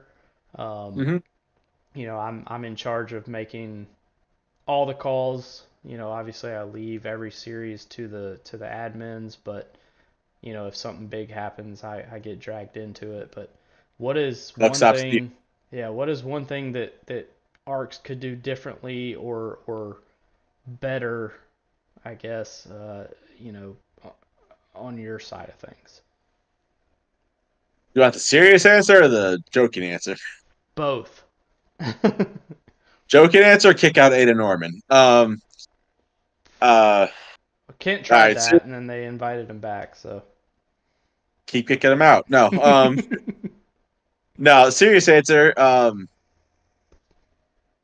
I don't even know if there's a way you can even do something about this, but there's got to be a way to figure out, like, to tell people, like, this shit ain't that serious. Like, at the end of the day, we're doing this shit to be competitive. We're doing this shit to have a lot of fun and get to know each other a little bit. But at the end of the day, when you really think about it, you're hooking up our wheels to an outlet and hooking them up to a computer. And I see some of the shit that we do, and I see some of the arguments we get, and I'm guilty of it too at times. Like, I'm not even gonna lie about that. Like, there are times where I get pissed off. We talked about, like, that flip switching earlier. Like, we both have it. Yep. But there are times where it's like, at the end of the day, we're legit just plugging shit into a computer and going around trying to go as fast as we can. It's not real life. We're not in any danger. Like, and I don't even think there's a way that we can fix it. And it's a very select few of people that get, I feel like, overly invested. I feel like you and I know you said you flip a switch, but I feel like we do a good job of not getting overly emotional when it comes to situations on track. I know, I don't think you give yourself enough credit on that, if I'm being honest, because I raced around you for about a year now. Um, at the end of the day, like, there's got to be a way to get a little more respect in some of the racing on track, and just understand, like, end of the day, like, I know there's that whole thing. It's a simulation. It's not a game. Like, it's a fucking game. It's what it is. Like, we're here to have a good time. We're here to race. We're here to get to just bullshit with a bunch of people we know online. And at the end of the day, there's got to be a way for us to just be like, hey, like, it ain't that serious. And it's not. And I don't even think that's an ARCS issue. So I know you asked about ARCS in general, but I think that's an iRacing thing as a whole. Like, we're not in the Pro Series. We're not going for, we're not trying to get into the Coca-Cola iRacing series. We're not trying to get into, we're not trying to be the next William Byron or anything like that. We're here to race, be competitive, and have a good time. So, and people get all bent out of shape by some of the decisions that I made, whether it be Matthew Kent making a penalty report, or TNT doing something along the lines of penalizing someone for spinning out and causing a caution. Like, at the end of the day, just shit ain't that serious. Like, we're here to have a good time. We're here to race each other. And honestly, like, for you and I, we could sit here and drink the rest of the night and have a good time chatting. Hell That's what yeah. the shit's about. It's Yeah. it's about having a good time and getting to know a bunch of people and race all that. And so part of me just wishes more people understand that, because I feel like there's a lot of arcs like that, but then there's that select few. You're like, well, why the hell are you taking this so serious? So, um, yeah, I'm not trying to speak for Ryan, everyone. For those that are listening, I just feel like at times, like, we could all just take a step back and be like, we got our own shit going on in life. I got my job, you got yours. Like, it's just, we got more going on than what's outside of our computers, and that's what's important. And trying to get stressed out over a video game or a game and stuff like that, that shit ain't worth it. So, Yeah, for sure. 100%. mm. It's been that way for a long time. I mean, it just you'll probably you'll probably never get away from it either. Like it's just it is what it is in some Yeah. ways. You'll I always don't. I think. have you'll always have that, 10% of people that think that this is real, think that they have to win every Hmm. single week to be, to make their moms happy or, fuck if I know, I don't know. But yeah, you'll have those 10% that just like, if I don't finish in the top 5, I'm a failure, and it's like, this is not real. Like you said, it's not real. Exactly. And like Uh, when I wrecked the car at Daytona, in the 24-hour race, like I felt like shit. Like it's not fun like wrecking for your team when you're in first place and stuff like that. But I woke up the next day and I was like, all right, like it ain't that fucking serious. Like we're yeah, racing virtual cars. Like at the end of the day, like and that's what I really appreciate about the team is like, hey, like this they even said like this shit ain't real life. You made a mistake. Like it ain't we're not gonna hold it against you for a year. Do I want to do it again next year so I can prove like I can prove to myself that I won't wreck? Yeah, absolutely. But at the same time, like this shit just ain't that serious. That's yeah. what it is. Yeah, I've told anybody that's listened to my podcast, whether it be this or Unfiltered Dirty Air. I mean, endurance racing is so much fun. Like, if you have not done an endurance race, I strongly encourage you to do it. If you're Hmm. ass, who cares? Like, Exactly. just go out there, run laps. Try and keep it off the wall. Try and keep it on the track. Just have fun. Like, it's a 24-hour race. To say, Hmm. like, I have been able to say now that I have competed in, I think, four 24-hour Daytona races. Like, that's something that is badass. Like, I can literally say I have completed four 24-hour races with four different teams. I've won one of them, so I mean, that's cool. Like, it doesn't Oh yeah, for matter. sure. Yeah, like, it doesn't matter, like, oh, I don't like road courses, or I don't like road courses. I fucking suck ass at road courses, but Why? I've run four of them now. So, in or three different cars, like GT3, LMP2, and GTP. Like, Hmm. it's just fun. It's a team building. You got to make sure that you're there for your team. You got to, yeah, you may not sleep but 3 or 4 hours, but it is so worth it. It's so much fun. It really Oh, is. it's so much. I remember that. Like it was. I know I wrecked the car, but I finished out my stint, and then I was there spotting and helping out, and then fell asleep at 1, woke up at 5, got on the back on the computer, and Yep. race throughout, and then my one backs Ross Baxter got on, and I was spotting for him while I was making breakfast and stuff like that. So like it's little shit like that. Like you're not gonna get that anywhere else but on iRace. So that's like the plus side of it is like you're gonna find a bunch of people that you never met before. You probably would never meet if there wasn't that service and stuff like that. And anytime you get on, there's like 20,000 people online. It seems like so. Yeah. Um, endurance racing too. I'm waiting for next year, like I said, to get back to Daytona 24 and just prove that I can keep the car underneath me. But so Kent Ross, Delgado, if you're listening next year, we're running that shit back next year. I don't care what y'all say, um, but yeah, end of the day, like the iRace, it's all about making the friends that you're around you and having just a good time in general. So Yeah, and Delgado was on my team when we won, not this year but last year. So he's bad fast. We were in the mhm, LMP2, so that was really cool to win that thing. But all right, I for know I sure. said the last question was the last question, but I'm gonna throw one more at you. But you kind of already answered Keep it. them coming. But what is the best thing about ARCS, or your favorite thing about ARCS? Oh, my favorite things about ARCs is usually the people where you can just sit there and bullshit for hours. Like I remember, y'all don't know this too. I was going through a rough time around New Year's. And there's a lot of shit going on in my personal life that was going on. And I remember just coming back from a friend's house and I was technically on call, but I remember just sitting down with y'all and just we played poker. We played online poker till 2 in the morning or some shit Yep. like that. And but that just for me, that just signifies what the essence of ARCS is. And um y'all wouldn't know this, but at the time, like that did a shit ton for me. Like I was just sitting there bullshitting with y'all for 4 hours, and I was playing poker with y'all. I was reading a book at the same time. I was bullshitting with y'all. Um, And hell, I think we all watched the ball drop together one point too. Mm-hmm. So, just seeing the community and just bullshitting with everyone, I think that's probably the best part. Getting to know everyone. This past 2 hours, it's felt like it's gone about a half hour for me. So, Yeah, same. um, stuff like that. It's just that's why I keep racing arcs and go through some of the headaches. That's when I'm sure that's why you stay even when the Yep. general chat puts 1,000 matches in the 2 hour span. But um that's my favorite part about arcs, and that's why, like, to this day, like, I can't thank Matthew Ken enough for bringing me into it. Is because, like, I get a fucking blast racing with y'all every week, and I'm sure at some point down the line, 7, 8 years, 9, 10 years down the line, hopefully it's still going. But I'm sure at some point everyone goes their separate ways. But at the same time, too, like, it's something you look back on and you're like, damn, these people were cool. They're fun to race with, and um, for me, it's like the same thing as going to like your local short track and racing with the same people every week for several years. Like, and that's the advantage of iRacing is you get to go on and you get to chat with a bunch of people that are in. You were in fucking Georgia for how long, and Yep. Kent's in Texas, and I'm pretty sure we got a. At one point, Kent was in Tijuana and doing Yep. playing baseball, and you get people from all over the world. I'm pretty sure we have people from France that are racing at one point in ARC. So that's just what it boils down to is you get to meet a bunch of new people.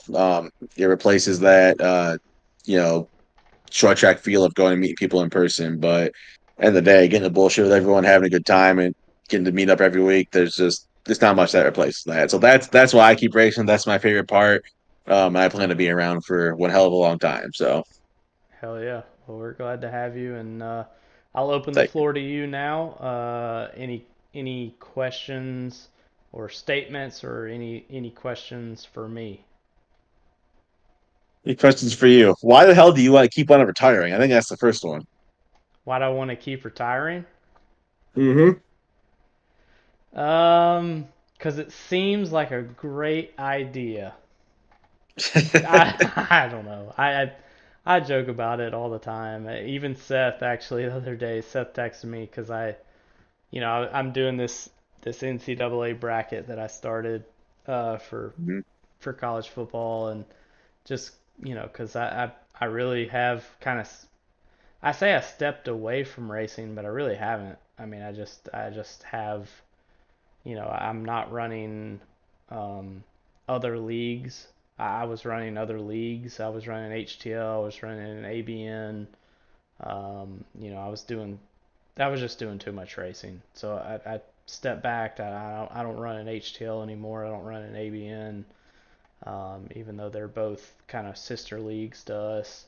I was just like, I can't do this shit. I can't run, 7 nights a week. So I Yeah. stepped back. That kind of opened up my Mondays. It opened up my Tuesdays. And that really helped me. But yeah, I put a post when I was starting this whole NCAA football bracket, which anybody in ARCS, y'all have seen me post. I'll probably post a little bit later tonight with some more simulations. But I was like, yeah, now that I'm retired, I can do some of this stupid shit that I want to do. And Seth literally texted me the next morning, and he was like, "You're retired?" Question mark. And I'm like, "No, dude." Like it, and the honestly, the biggest joke was um, I put in TNT that as soon as Cody Riggs wins a race, because Cody Riggs has been around since day one, and he has the until that race in TNT, he had the most starts in ARCS. He had like 150 starts with no wins. So I Mhm. joked and I was like, when Cody Riggs wins a race, I'm retiring. And I even put in TNT, I'm like, I'm pushing Cody Riggs to the win so that I can retire. And damn if I didn't push his ass down the back straightaway and able for him to get down in front of um, the car that was on the inside. I don't even remember who it was, but and he fucking did it. He won that race, and so it was a joke. Oh, Cody Riggs won. Now Ryan can retire. Um, I'm not retiring. Not this year. Um, we'll discuss it with my manager and with my lawyer. we'll see if next year looks a little bit better. But now, unfortunately, Cody Riggs, not unfortunately, glad Cody Riggs won. But now, Oh, that was such a popular win. oh, it was. It's like when I win. Like if I win a race, Hmm. everybody's just happy, and I'm like, I don't know Yep. why y'all are happy, but thank y'all. But now that Cody Riggs has won a race, the next person in line with the most starts is Kevin Feemster. So, Feem, I know you probably already went to bed, but you're the new Cody Riggs. I told you in the chat. You gotta win a race, buddy. You gotta get something. Gotta get his ass a win, that's for sure. Yep. I did. It was kind of. I remember the Cody Riggs win, and that was like I understood. I thought I understood, but then I saw everyone's reaction like in the chat after the race, and that was fucking cool. Seeing everyone how Yep. they just supported him and how they were very happy for him. And I wish I'd stayed up with y'all that night because apparently it sounded like y'all celebrated afterwards on the chat or whatever. And Oh, we did. um, Yeah, it was a late night. I I regret going to bed. Even if I was working the next day, I regret going to bed at that point. Like that Dude, was. yeah, I had to work the next morning because it was a Thursday night, so I have to work Friday at 7 a.m. Mhm. Dude, Friday at work, I was dog shit tired, but I did not care. I mean, Yep. and Cody Riggs, he's got a story where he he went to work the next morning and he was talking to one of his coworkers or something. And he told him, he said, "Do you know who you're talking to?" And his coworker was like, "What?" He's like, "I'm the Daytona or whatever, wherever the hell we were. I'm the Daytona winner." And his coworker was like, "What?" He's like, "Yeah, I'm the Daytona winner." So, I mean, it's just, that's just how much it means to Cody Riggs has been, like I said, he's been with us since 2020 when we started, and the kid has been racing his ass off for 4 years, and it took 4 years for him to finally get that win. And I Mhm. guarantee you, he will, when he's 95 years old, that will be something he tells his grandkids is like, yeah, 100%. one time I was in this racing league. I went 4 years, and I finally won me a race, and we stayed up and we partied and we had, you know, that's what I mean. That shit is what it's all about. I mean that's cool to me. Absolutely, absolutely. Like I said, I hope Feemster wins soon, just so I can be a part of that next celebration. Because Yeah, that it sounds like a fucking blast. But it is. I remember waking up the next morning and just scrolling through and seeing, oh shit, they had a good time last night. Like that was fucking popular. That was awesome. To be fair, Feem does have a win, but it's not in ARCS. It was in OAP, so it doesn't count. You know, Yeah, it does not count. It's got to be an ARCS. got to be in ARCS. Got to be in an ARCS sanctioned event. So, Absolutely. well, man, we have gone well over 2 hours now. I Well, honestly, I think I could talk to you all night, but absolutely I appreciate you coming on. This is probably the best. I think I might have to move it to Friday nights. I'm not gonna lie. This is, no time restraints. Like we can just talk all we want to. I think Connor, if you're listening or you listen to this, we might have to move this thing to Friday night. Uh, absolutely. it's been a blast, man. I appreciate you. Absolutely. If you were stuck around, I guess later in the year, if you want to have me back on for a second time, I'd be more than happy because I think we could probably just pick up where he left off and keep going. So For sure, absolutely. That's what I'm trying to get everybody at least one episode, but we'll eventually run out. So we'll double dip as we need to. But um, yeah, I mean, I'm excited for this year for A squared, for Ignition, um, TNT. I mean, we're gonna be on track a lot together. So I'm for excited sure. to race with you. I know I've never had any issues with you. I can't say the same for our guest next week, but we'll we'll we'll get there when we I'm going get to be there. tuning in next week. I may be at the bar, but Hey, I'll be tuning in next week. perfect place to watch the podcast is at the bar. Absolutely, absolutely. All right, well, I appreciate you coming out, and We still have 7 live viewers right now, so we're doing pretty good with with this No podcast shit. tonight. Yeah, No shit. I think we peaked at like 11 viewers, so you might be breaking some records tonight. We'll see. That's what we got. I'm sure I'll send this link to a couple friends at some point as well. Yeah, So, get them to watch it um, on YouTube, get those views up, and maybe you'll take the overall first position for this podcast. you think this is good? Wait till you have me the second time around. I guarantee you I'll break that record. Hell yeah, that's what I'm looking for breaking records every week. So appreciate you There we coming go. There we out. go. I'll let you disconnect and then I'll close it out by myself. But really do appreciate you coming out. Again, like I said, every time I do this podcast, I'm always a little nervous. But shit, man, we went 2.5 hours almost, and I feel like Yep. I could still talk for another hour. So, and I might go to the sports 100%. bar and hang out for a little bit. So, Sounds like a plan, man. All right. Thanks for having me on. I appreciate it. And I hope to do it again with you I hope to do it again sometime. yep, and hopefully you'll get you another championship this year. Hey, we'll do our best, man. See ya. All right, see you, man. All right, that was your defending ARCS Ignition champion. Really good podcast.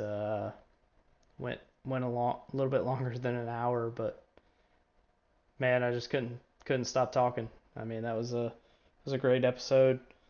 Next week, we'll figure out if we want to do Monday night or Friday night. We might move this thing to Friday night, to be honest. That was a lot of fun. No time restraints with Mazda Mondays. So we may move this thing to Friday night. Hopefully Connor Knowlton can make it on a Friday night. But appreciate y'all tuning in. It was a hell of an episode. I think we'll break some records here for viewage for sure. Thanks for the viewage. Thanks for the viewage. But thank you all for coming out. Thank you all for being a part of it. And we'll see y'all either next Monday or next Friday. I'll keep y'all updated. We might move this thing to Friday. I think it's a better time frame. But that is episode 3, Arcs Behind the Driver. That was Dale Markowski.